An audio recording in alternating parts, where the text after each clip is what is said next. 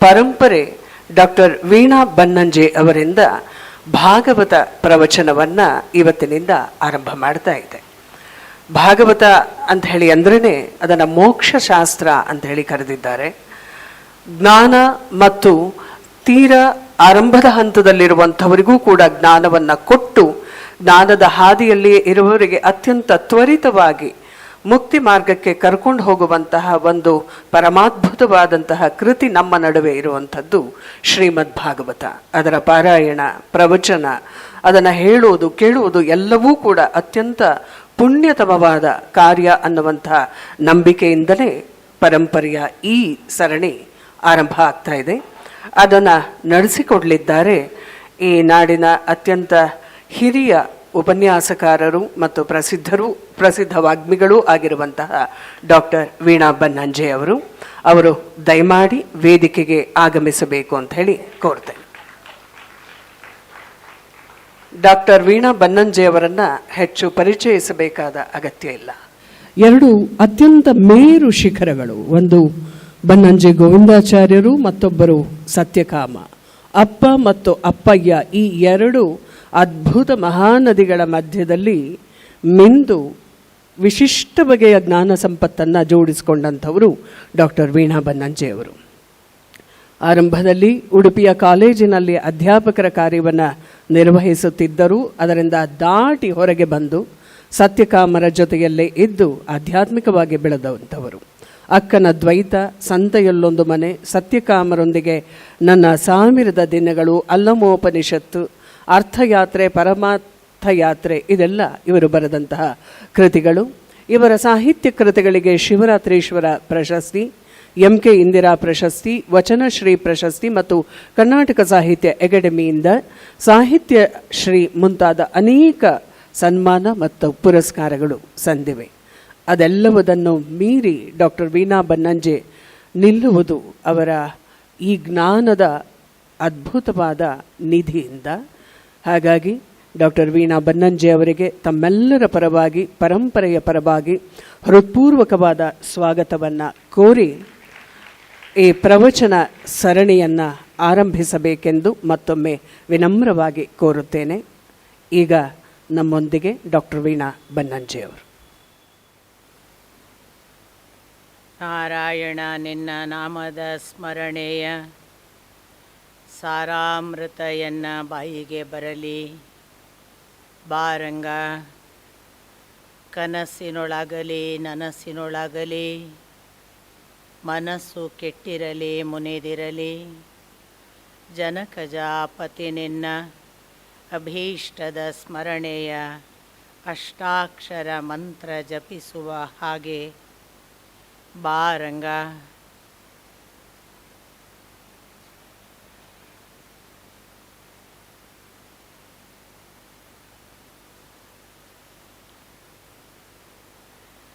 ನಾರಾಯಣಂ ನಮಸ್ಕೃತ್ಯ ನರಂಚೈವ ನರೋತ್ತಮಂ ದೇವೀಂ ಸರಸ್ವತೀಂ ವ್ಯಾಸಂ ತತೋ ಜಯಮುದೀರಯೇತ್. ಸತ್ಯಂ ಪರಂ ಧೀಮಹಿ.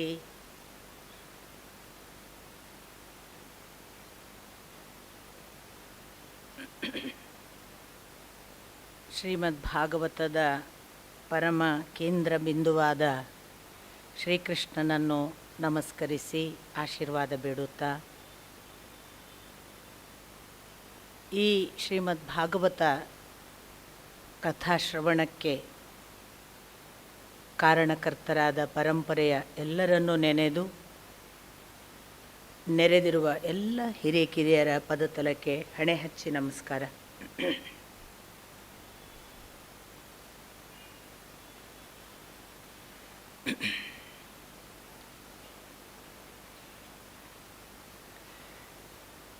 ನಾನು ಬಹಳ ಭಕ್ತಿಪೂರ್ವಕವಾಗಿ ಮೊದಲಿಗೆ ನಿಮ್ಮನ್ನೆಲ್ಲರನ್ನು ವಂದಿಸ್ತೇನೆ. ಪರಂಪರೆ ನನಗೆ ಕಳೆದ ವರ್ಷ ಅಷ್ಟೇ ಒಂದು ಸಂವಹನಕ್ಕೆ ಬಂದ ಭಾಗ. ಆದರೆ ಅದು ಕೇವಲ ಕಳೆದ ವರ್ಷದ ಒಂದು ಸಣ್ಣ ಅನುಸಂಧಾನದಿಂದ ಆರಂಭವಾಗಿ ಇವತ್ತು ಶ್ರೀಮದ್ ಭಾಗವತಕ್ಕೆ ನನ್ನನ್ನು ನೇರವಾಗಿ ಕರೆದುಕೊಂಡಿದೆ ಅಂದರೆ ಇದು ನಿಜವಾದ ಅರ್ಥದಲ್ಲಿ ಪರಂಪರೆ. ನನ್ನನ್ನು ಕರೆದದ್ದಕ್ಕೆ ಅಲ್ಲ ನಾನು ಹೇಳಿದ್ದು, ಶ್ರೀಮದ್ ಭಾಗವತವನ್ನು ಆಯ್ಕೆ ಮಾಡಿದೆ ಅನ್ನುವ ಕಾರಣಕ್ಕಾಗಿ ನಿಜವಾದ ಅರ್ಥದಲ್ಲಿ ಪರಂಪರೆ. ನಾನು ಬಹಳ ಬಾರಿ ಬೇರೆ ಬೇರೆ ಕಡೆಗಳಲ್ಲಿ ಮಾತನಾಡುವಾಗ ಒಂದು ಮಾತನ್ನು ಹೇಳಿದ್ದುಂಟು.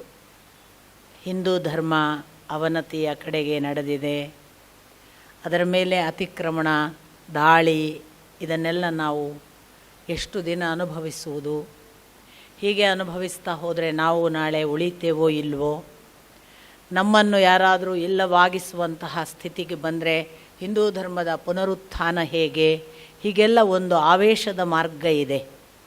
ಅದು ಕತ್ತಿ ಹಿಡಿದು ನೀನು ಹೋರಾಡು,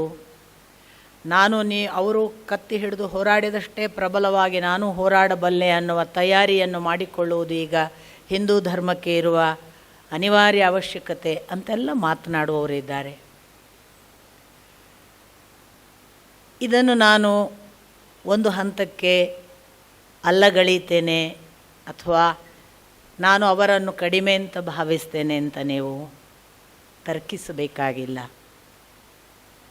ಆದರೆ ನಾನು ಯಾವಾಗಲೂ ಹೇಳೋದಿದೆ,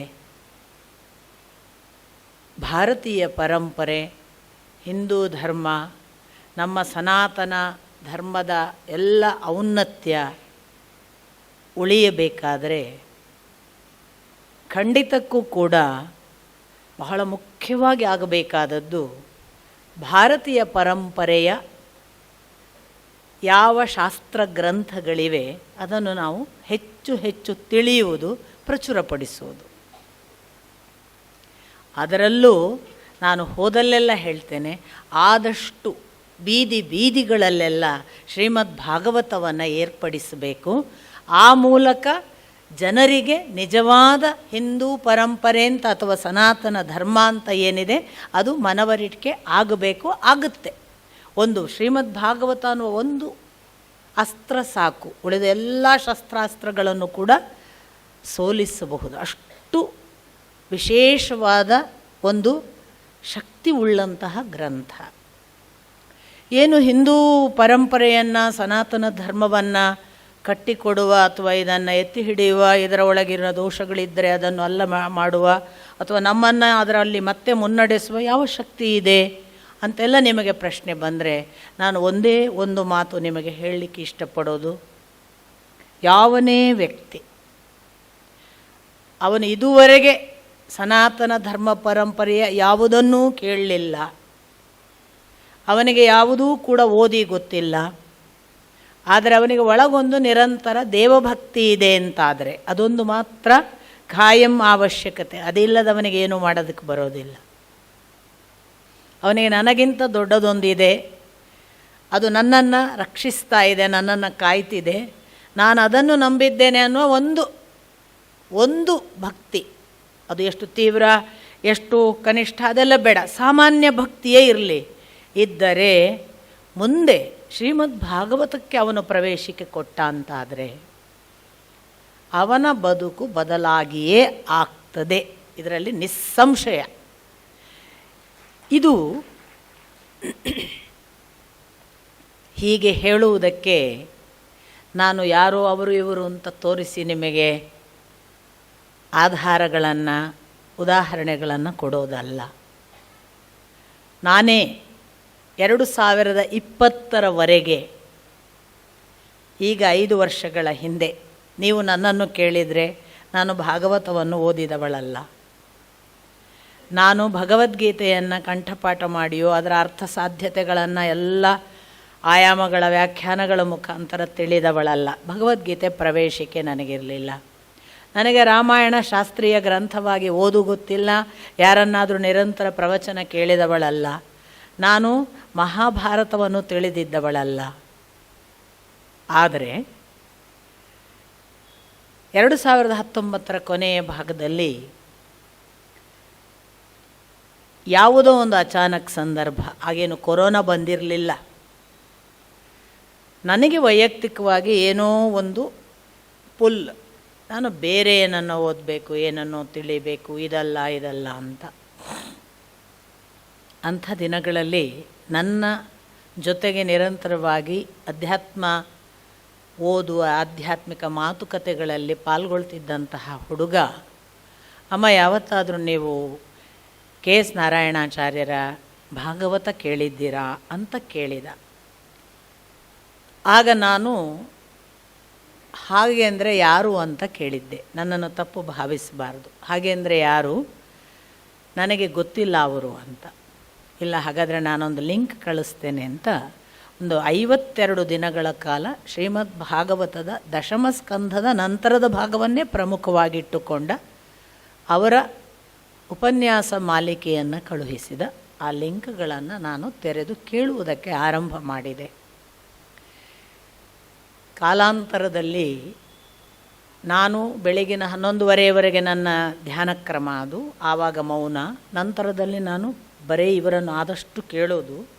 ಒಂದೊಂದು ಎಪಿಸೋಡ್ 2-2.5 ಗಂಟೆ, ಇಂಥದ್ದು 52 ಎಪಿಸೋಡು ನಾನು ಕೇಳುತ್ತಲೇ ಹೋದೆ.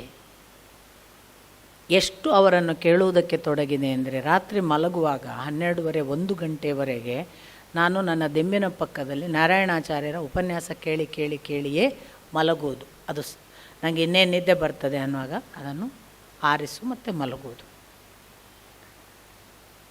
ಅಲ್ಲಿಂದ KS ನಾರಾಯಣಾಚಾರ್ಯರ ಒಂದು ಲಯಬದ್ಧವಾದ ಹೇಳುವ ಕ್ರಮ, ಅದು ನನಗೆ ಒಂಥರ ನನ್ನನ್ನು ಅಲುಗಾಡಿಸುವ ಹಾಗೆ. ರಾತ್ರಿ ನಿದ್ದೆಯಲ್ಲಿ ಕೂಡ ಅದೇ ಧ್ವನಿ, ಗುಂಗುಂಗಾನ ಹೀಗೆ ನಡೆಯುವ ಆ ವೇಳೆಗೇ 2020 ಕೊರೋನಾ ಬಂತು. ನಾನೊಂದು ಕಟ್ಟೇಕಾಂತಕ್ಕೆ ಅನಿವಾರ್ಯವಾಗಿ ಗೊತ್ತೇ ಇಲ್ಲದೆ ಕಲ್ಲಹಳ್ಳಿಯಲ್ಲಿ ಹೋಗಿ ಕೂತದ್ದರಿಂದ ಆಗ ಲಾಕ್ಡೌನ್ ಅನೌನ್ಸ್ ಆಯಿತು. ನನ್ನ ಸುತ್ತ ಒಂದಿಷ್ಟು ಮಕ್ಕಳು ನನ್ನನ್ನು ಕಾಡಿದರು, ನಮಗೇನಾದ್ರು ಹೇಳು ಅಂತ. ಇಷ್ಟು ಹೊತ್ತಿಗೆ ನಾನು ಶ್ರೀಮದ್ ಭಾಗವತವನ್ನು ನನ್ನ ಮಿತ್ರನೊಬ್ಬ ನನಗೆ ಅಷ್ಟೂ ಸಂಪುಟಗಳನ್ನು ಅನುಗ್ರಹಿಸಿದ್ದರಿಂದ ಕನ್ನಡದಲ್ಲಿ ಓದುವುದಕ್ಕೆ ಆರಂಭ ಮಾಡಿದೆ. ಅಲ್ಲಿಯವರೆಗೆ ಜನ ನನ್ನನ್ನು ಇವಳು ವಚನಕಾರರನ್ನು ಓದಿದವಳು, ವಚನಗಳನ್ನೇ ನಂಬಿದವಳು, ಬಸವಣ್ಣ ಅಕ್ಕ ಅಲ್ಲ ಮನೆ ಇವಳ ದಾರಿ, ಇವಳು ವಚನ ಪ್ರವಚನಕ್ಕಾಗಿಯೇ ಇದ್ದಾಳೆ ಅಂತಲೂ ತಿಳಿದಿದ್ದರು. ಅದಕ್ಕೆ ಮೊದಲು ಸ್ವಲ್ಪ ಕಾಲ ನನ್ನನ್ನು ಇವಳು ತಂತ್ರ ಮಾರ್ಗದವಳು, ಸತ್ಯಕಾಮರ, ಹಾಗಾಗಿ ಅವಳು ತಂತ್ರ ಬದುಕನ್ನು ಬದುಕ್ತಾಳೆ ಮತ್ತು ತಂತ್ರ ಮಾರ್ಗವನ್ನು ಬೋಧಿಸ್ತಾಳೆ ಅಂತ ಇನ್ನೊಂದು ಹಣೆಪಟ್ಟಿಯೂ ನನಗಿತ್ತು. ಅದು ಅದೃಷ್ಟವಶಾತ್ ಎಲ್ಲವೂ ಸುಳ್ಳಾಗ್ತಾ ಬಂತು. ಇವಳು ತಂತ್ರದವಳಲ್ಲ ಅಂತ ಕೆಲವರಿಗೆ ಗೊತ್ತಾಗಕ್ಕೆ ಶುರುವಾಯಿತು.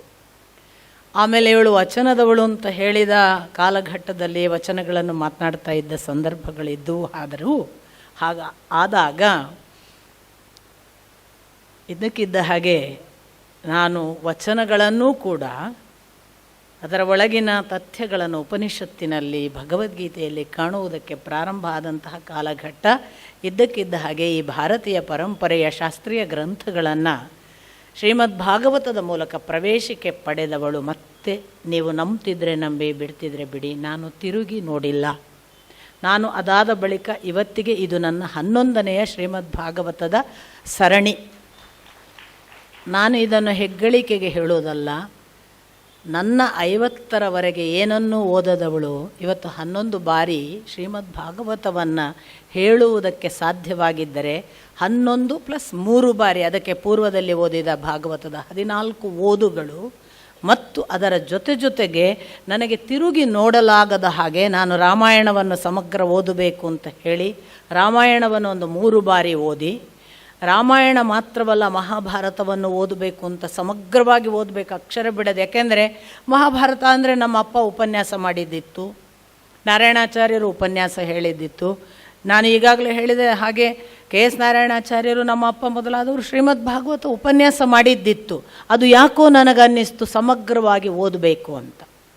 ಯಾಕೆ ಅಂದರೆ 7 ದಿನದಲ್ಲಿ ಉಪನ್ಯಾಸದಲ್ಲಿ ಏನು ಹೇಳಕ್ಕೆ ಸಾಧ್ಯ ಇದೆ, ಅದು ಅಷ್ಟೇ ಇದೆಯಾ ಅನ್ನುವ ಪ್ರಶ್ನೆ ನನಗೆ ಎಲ್ಲಿ ಹುಟ್ಟಿತು ಗೊತ್ತಾ? ನಾನು ಯಾವತ್ತೂ ಕೂಡ ಕೊರೋನಾಕ್ಕೆ ಥ್ಯಾಂಕ್ಸ್ ಹೇಳ್ತೇನೆ. ಕೊರೋನಾ ಕಾಲದಲ್ಲಿ ನನ್ನ ಮಕ್ಕಳು ನಮಗೆ ಮಹಾಭಾರತ ಹೇಳು, ನಮಗೆ ರಾಮಾಯಣ ಹೇಳು ಅಂತ ನನ್ನನ್ನು ಗಟ್ಟಿಯಾಗಿ ಒಂಥರ ಇನ್ನು ಬಿಡೋದಿಲ್ಲ ಅನ್ನುವ ಹಠದಲ್ಲಿ ಕೇಳಿದಾಗ ನಾನು ಪ್ರಥಮದಲ್ಲಿ ಮಾಡಿದ್ದದನ್ನೇ ಇವರಿಗೆ ಎಲ್ಲಿಂದ ಹೇಳೋದು ಅಂತ 7 ದಿನಕ್ಕೆ ಬೇಕಾಗುವಷ್ಟು ಅಪ್ಪ ಮಾಡಿದ ಉಪನ್ಯಾಸ ಅಥವಾ ನಾರಾಯಣಾಚಾರ್ಯರು ಮಾಡಿದ ಉಪನ್ಯಾಸ ಕೇಳಿ ಅವರಿಗೆ ಕಥೆ ಹೇಳಿದೆ. ಎಷ್ಟು ದೀರ್ಘ ಮಾಡಿದರು. 7ನೇ ದಿನಕ್ಕೆ ನನ್ನ ಹತ್ರ ಎಂಟಿ, ನಾನೇನೂ ಇಲ್ಲ, ಸ್ಟಾಕ್ ಮುಗೀತು. ಪುನಃ ಬಂದರು ಅವರು, ಇನ್ನೂ ಲಾಕ್ಡೌನ್ ಇದೆ ಅಲ್ವಾ, ರಜೆ ಇದೆ, ನಮಗೆ ಇನ್ನೂ ಏನಾರು ಹೇಳು. ಆಯಿತು, 7 ದಿನ ರಾಮಾಯಣ ಕೇಳಿದ ಹಂಗೆ ಮಾಡಿದೆ, ಅದನ್ನು ಹೇಳಿದ. ಹಾಂ, ಸಾಲಿಲ್ಲ, ದಿನಗಳು ಹಾಗೆ ಉಳಿದಿದ್ವು. ಭಗವದ್ಗೀತೆ ಹೇಳು ಅಂದರು. ಭಗವದ್ಗೀತೆಗೆ ಭಗವಂತನ ನಲ್ನುಡಿ ಅನ್ನುವ ನಮ್ಮ ಅಪ್ಪನ ಕನ್ನಡ ಅನುವಾದದ ಪುಸ್ತಕ ಬಿಟ್ಟರೆ ಇನ್ನೊಂದು ಏನೂ ಇರಲಿಲ್ಲ. ನಾನು ಆ ಭಗವಂತನ ನಲ್ನುಡಿ ಇಟ್ಕೊಂಡು, ನನಗೆ ಸಂಸ್ಕೃತವೇ ಬರೋದಿಲ್ಲ, ನಾನು ಸಂಸ್ಕೃತದ ಶ್ಲೋಕ ಕನ್ನಡದ ಅನುವಾದ ಹೀಗೆ ಇಟ್ಕೊಂಡು ಹೇಗೋ ಸರ್ಕಸ್ ಮಾಡಿ ದಿನಕ್ಕೆ 3 ಶ್ಲೋಕವನ್ನು ಅರ್ಥಸಹಿತ ವಿವರಿಸಿ ಆ 3 ಶ್ಲೋಕವನ್ನು ಕಂಠಪಾಠ ಮಾಡಬೇಕು ಅನ್ನುವ ಹೋಮ್ವರ್ಕ್ ಕೊಟ್ಟು ಮರುದಿವಸ 3 ಕಂಠಪಾಠ ಮಾಡ್ಕೊಂಡು ಬಂದರು ಅನ್ನೋದನ್ನು ಖಚಿತ ಮಾಡಿಕೊಂಡು ಹೀಗೆ 4 ಅಧ್ಯಾಯವನ್ನು ಮಕ್ಕಳಿಗೆ ಕಂಠಪಾಠ ಮಾಡುವ ವೇಳೆಗೆ ನನಗೆ ನನ್ನ ಅಪ್ಪ ಅದೊಂದು ಮಧ್ಯ ಕಾಲ, ಇನ್ನೂ 4 ಅಲ್ಲ, 1ನೇ ಅಧ್ಯಾಯ ಮುಗಿಸಿದ ನಯನ. ಒಂದು ಮಧ್ಯಾವಧಿಯಲ್ಲಿ ನನ್ನ ಅಪ್ಪನಿಗೆ ನಾನು ಫೋನ್ ಮಾಡಿದ್ದೆ, ಅಪ್ಪ ಹೇಗಿದ್ದೀರಿ, ಕೊರೋನಾದ ಕಾಲದಲ್ಲಿ ಒಳಗೆ ಇದ್ದೀರಲ್ಲ, ಸುರಕ್ಷಿತವಲ್ವಾ, ಈ ಎಲ್ಲ ಪ್ರಶ್ನೋತ್ತರಗಳು ಯೋಗಕ್ಷೇಮದ ಕುರಿತು ನಡೆಸಿ ಆ ಬಳಿಕ ನಾನು, ಅಪ್ಪ ನಾನು ಕಲ್ಲಳ್ಳಿಲಿದ್ದೇನೆ, ಹೌದಾ, ನೀನೇನು ಮಾಡ್ತಿ ಮಗು ಅಂತ ಕೇಳಿದರು ಅಪ್ಪ. ಅಪ್ಪ ನನಗೆ ಗೊತ್ತೇ ಇಲ್ಲದೆ ಒಂದು ಅನಿರೀಕ್ಷಿತ ಪ್ರಸಂಗದಲ್ಲಿ ನಾನು ಭಗವಂತನ ನಲ್ನುಡಿ ಹಿಡ್ಕೊಂಡು ಈಗ ಭಗವದ್ಗೀತೆಯನ್ನು ಹೇಗೋ ಹೇಳಲಿಕ್ಕೆ ಪ್ರಯತ್ನ ಪಡ್ತಿದ್ದೀನಿ ಅಪ್ಪ. 2020 ಮಾರ್ಚಿನ ನಂತರದ ಭಾಗ ನನ್ನ ಅಪ್ಪ ನನಗೆ ಹೇಳಿದರು, ನೀನು ಹಾಗೆ ಸಂಸ್ಕೃತ ಬರೋದಿಲ್ಲ, ನಾನು ಏನೋ ಹೇಳಲಿಕ್ಕೆ ಪ್ರಯತ್ನ ಪಡ್ತೇನೆ ಅಂತ ಏನು ಹೇಳ್ತಿದ್ಯಲ್ಲ ಅದನ್ನು ಹಾಗೆ ಮುಂದುವರಿಸು, ನಿರಂತರವಾಗಿ ಅದನ್ನು ನೋಡು, ಓದು ಮತ್ತು ಹೇಳು, ನಿಂಗೆ ಅದು ಒಲಿದು ಬರ್ತದೆ ಅಂದರು. ನಾನು ಈಗಲೂ ಕೂಡ ನಿಮ್ಮ ಮುಂದೆ ಬಹಳ ನನ್ನ ಅಪ್ಪನನ್ನು, ನನ್ನ ಪೂರ್ವಜರು, ನನ್ನ ಅಜ್ಜನನ್ನು ಎಲ್ಲರನ್ನು ನೆನೆದು ವಂದಿಸಿ ಹೇಳೋದು, ಖಂಡಿತಕ್ಕೂ ಕೂಡ ಇವತ್ತೇನಾದರೂ ಇಲ್ಲಿ ನಿಂತಿದ್ರೆ ಅದು ಅವರ ಆಶೀರ್ವಾದ. ನನಗೆ ಇವತ್ತಿಗೂ ಸಂಸ್ಕೃತ ಗೊತ್ತಿದೆ, ಯಾಕೆ ಹೇಳಿದರೆ ಗೊತ್ತಿಲ್ಲ, ಆದರೆ ಅದೇನೋ ಒಂದು ಕನೆಕ್ಟ್ ಆಗ್ತದೆ, ಅದೇನೋ ಒಂದು ಹೊಳೆಯುತ್ತದೆ, ಅದು ನಡೆಸ್ತಾ ಇದೆ. ಯಾಕೆಂದರೆ ನನಗೆ ನನ್ನ ಗುರುಗಳು ಒಂದು ಮಾತು ಹೇಳಿದರು, ಮಗಳೇ ಸಂಸ್ಕೃತ ಬರಲ್ಲ, ನಾನು ಕಲಿಬೇಕು ಅಂತ ಯಾರಾದರೂ ತಿಳಿಯಬಾರದು. ಯಾಕೆಂದರೆ ಸಂಸ್ಕೃತ ಒಂದು ಕೇವಲ ಭಾಷೆ ಅಲ್ಲ, ಅದು ಒಂದು ಅವಸ್ಥೆ. ನೀನು ಯಾವತ್ತು ಆ ಅವಸ್ಥೆ ತಲುಪುತ್ತೆ ಯಾವತ್ತು ಅದು ತೆರೆದುಕೊಳ್ತದೆ. ಇದು ನನ್ನ ಗುರುಗಳು ಹಿಂದೆ ಹೇಳಿದ್ದ ಮಾತು. ಸಂಸ್ಕೃತ ಕೇವಲ ಭಾಷೆಯಲ್ಲ, ಅದು ಒಂದು ಅವಸ್ಥೆ. ನೀನು ಅದಕ್ಕೆ ಆ ಅವಸ್ಥೆಗೆ ಯಾವತ್ತು ನೀನು ತಲುಪ್ತಿ ಆವತ್ತು ಅದು ತೆರೆದುಕೊಳ್ತದೆ. ಎಲ್ಲವೂ ಅರ್ಥ ಆಗ್ತಾ ಇರುವ ಕಾಲಘಟ್ಟ. ಅಂಥ ಹೊತ್ತಿನಲ್ಲಿ ಶ್ರೀಮದ್ ಭಾಗವತ, ರಾಮಾಯಣ, ಮಹಾಭಾರತ, ಭಗವದ್ಗೀತೆ, 18 ಪುರಾಣಗಳನ್ನು, ವೇದವನ್ನು, ಉಪನಿಷತ್ತುಗಳನ್ನು ಸಮಗ್ರ ಓದಿ ಮುಗಿಸಬೇಕು ಅನ್ನುವ ಹಠ ಒಂದೇ ನನ್ನನ್ನು ನಡೆಸಿತು. 2 ಕಾರಣಗಳಿಗಾಗಿ ಹೇಳ್ತಿದ್ದೇನೆ. ನಮ್ಮೊಳಗೊಂದು ಅವಸ್ಥೆ ಬಂದ ದಿನ ಅದು ನಮ್ಮನ್ನು ಕೈ ಹಿಡಿದು ನಡೆಸ್ತದೆ ಅನ್ನೋದು ಒಂದು. 2ನೇದು, ನಾನು ಓದಲೇ ಇಲ್ಲ, ನನಗೇನು 50 ಆಗೋಯಿತು, ಇನ್ನೆಲ್ಲಿ ಓದೋಕ್ಕಾಗತ್ತೆ ಅಂತ ನಿಮ್ಮಲ್ಲಿ ಯಾರಿಗಾದರೂ ಒಂದು ದುಃಖವೋ ಪಶ್ಚಾತ್ತಾಪವೋ ಇದ್ದರೆ ಯು ಕ್ಯಾನ್ ಸ್ಟಾರ್ಟ್. ಅದು ನಾನು ಮುಖ್ಯವಾಗಿ ಹೇಳಬೇಕಾದದ್ದು. ಯಾರಿಗೂ ಇದು ತಡವಾಯಿತು, ನಾವು ಓದಲಿಲ್ಲ ಅನ್ನುವ ಭಾವ ಬೇಡ. ಯಾಕೆಂದರೆ ನಥಿಂಗ್ ಈಸ್ ಲೇಟ್ ಅಂತ ಗೊತ್ತಾದದ್ದೇ ನನಗೆ ನಾನು ಆ ಥರ ಓದ್ತಾ ಹೋದ ಹಾಗೆ ಅದು ನನ್ನ ಮುಂದೆ ತೆರೆದುಕೊಂಡ ಪರಿಗಾಗಿ. ಇಂಥ ಎಲ್ಲ ಪ್ರಾಥಮಿಕ ಶೈಶವಾವಸ್ಥೆಗಳ ಮುಂದೆ ನಾನು ಈಗ ನಡೀತಾ ಇರುವ ನನ್ನ ಇವತ್ತಿನ ಮಾತು ಕೂಡ ಇದೆ ಅನ್ನೋದು ನಿಮ್ಮ ಗಮನಕ್ಕಿರಲಿ. ನಾನು ಇನ್ನೂ ಬಾಲ ಹೆಜ್ಜೆ ಇಡುವವಳು. ನನಗೆ ಶಾಸ್ತ್ರ ಗೊತ್ತಿಲ್ಲ, ನನಗೆ ಸಂಸ್ಕೃತ ಗೊತ್ತಿಲ್ಲ, ನನಗೆ ಗೊತ್ತಿಲ್ಲ ಅನ್ನೋದೊಂದೇ ಗೊತ್ತಿದೆ. ಆದರೆ ಇನ್ನೂ ಇದರ ಆಶ್ಚರ್ಯ ಏನು ಅಂದರೆ, ನನಗೆ ಗೊತ್ತಿಲ್ಲದೇ ಇರುವ ಸಂಸ್ಕೃತ ಶಾಸ್ತ್ರ ಅಥವಾ ನಾವು ಯಾವುದನ್ನೆಲ್ಲ ಶಾಸ್ತ್ರೀಯ ಪರಂಪರೆಯ ಅನೇಕ ರೀತಿ ರಿವಾಜುಗಳು, ಈಗ ವಾಸ್ತವಿಕ ನಿಮ್ಮಲ್ಲಿ ಕುಳಿತ ಅನೇಕರಿಗೆ ಶಾಸ್ತ್ರೀಯ ಪರಂಪರೆ ಗೊತ್ತಿದ್ದರೆ ಇಲ್ಲೊಂದು ಶ್ರೀಕೃಷ್ಣನ ಚಿತ್ರ, ಭಾವಚಿತ್ರ ಇಡಬೇಕು ಅಥವಾ ಮೂರ್ತಿ ಇಡಬೇಕು, ಅಲ್ಲೊಂದು ಶ್ರೀಮದ್ ಭಾಗವತದ ಪುಸ್ತಕ ಇಡಬೇಕು, ಆ ಬಳಿಕ ಅದಕ್ಕೆ ಹಾರ ಹಾಕಿ ದೀಪ ಹಚ್ಚಿ ನಮಸ್ಕರಿಸಿ ಆ ಕೃತಿಯ ಓದನ್ನು ಆರಂಭಿಸಬೇಕು ಅನ್ನೋದು ಶಾಸ್ತ್ರೀಯ ಪರಂಪರೆ. ನಾನು ಅದನ್ನು ಪೂಜನೀಯವಾಗಿ ಮಾಡಿದ್ದೇನೆ. ಹೀಗೆ ಏನೂ ಇಲ್ಲದೆ ಎದುರಿಗೆ ಕುಳಿತವರೆಲ್ಲ ಭಕ್ತಿ ಸಾಮ್ರಾಜ್ಯದಲ್ಲಿ ಭಗವಂತನನ್ನೇ ನೆನೆಯುತ್ತಿದ್ದಾರೆ ಅನ್ನುವ ಸಂಪೂರ್ಣ ನಂಬಿಕೆಯ ಆಲಂಬನ. ಆಡುವ ಮಾತು ಕೂಡ ಅವನದ್ದಲ್ಲದೆ ಇನ್ಯಾರ ಮಾತುಗಳನ್ನು ಆಡಲಿಕ್ಕೆ ಆಗದಂತೆ ನನ್ನನ್ನು ನೀನೇ ನಡೆಸು ಅನ್ನುವ ಭಕ್ತಿಯ ಶ್ರದ್ಧೆ, ಇದೇ ದೇವಪೂಜೆ ಅನ್ನುವ ಇನ್ನೊಂದು ಕ್ರಮ. ಓಂ ತತ್ಸತ್ ಅಷ್ಟೇ.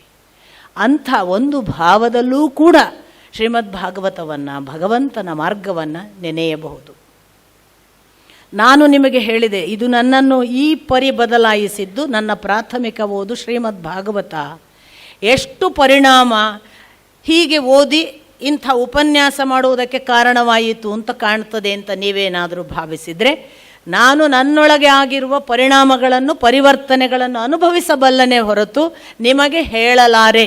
ಯಾವುದೂ ನನ್ನ ಮಾತು ಒಂದಕ್ಷರ ಇದರಲ್ಲಿ ಬೂಟಾಟಿಕೆ ಇಲ್ಲ, ತೋರ್ಪಡಿಕೆ ಇಲ್ಲ. ಹಾಗಿದ್ದ ದಿನ ಆ ಕ್ಷಣ ಈ ತಲೆ ಛಿದ್ರವಾಗಲಿ ಅಂತಲೇ ಭಗವಂತನ ಮುಂದೆ ನಿಂತು ಮಾತನಾಡೋದು.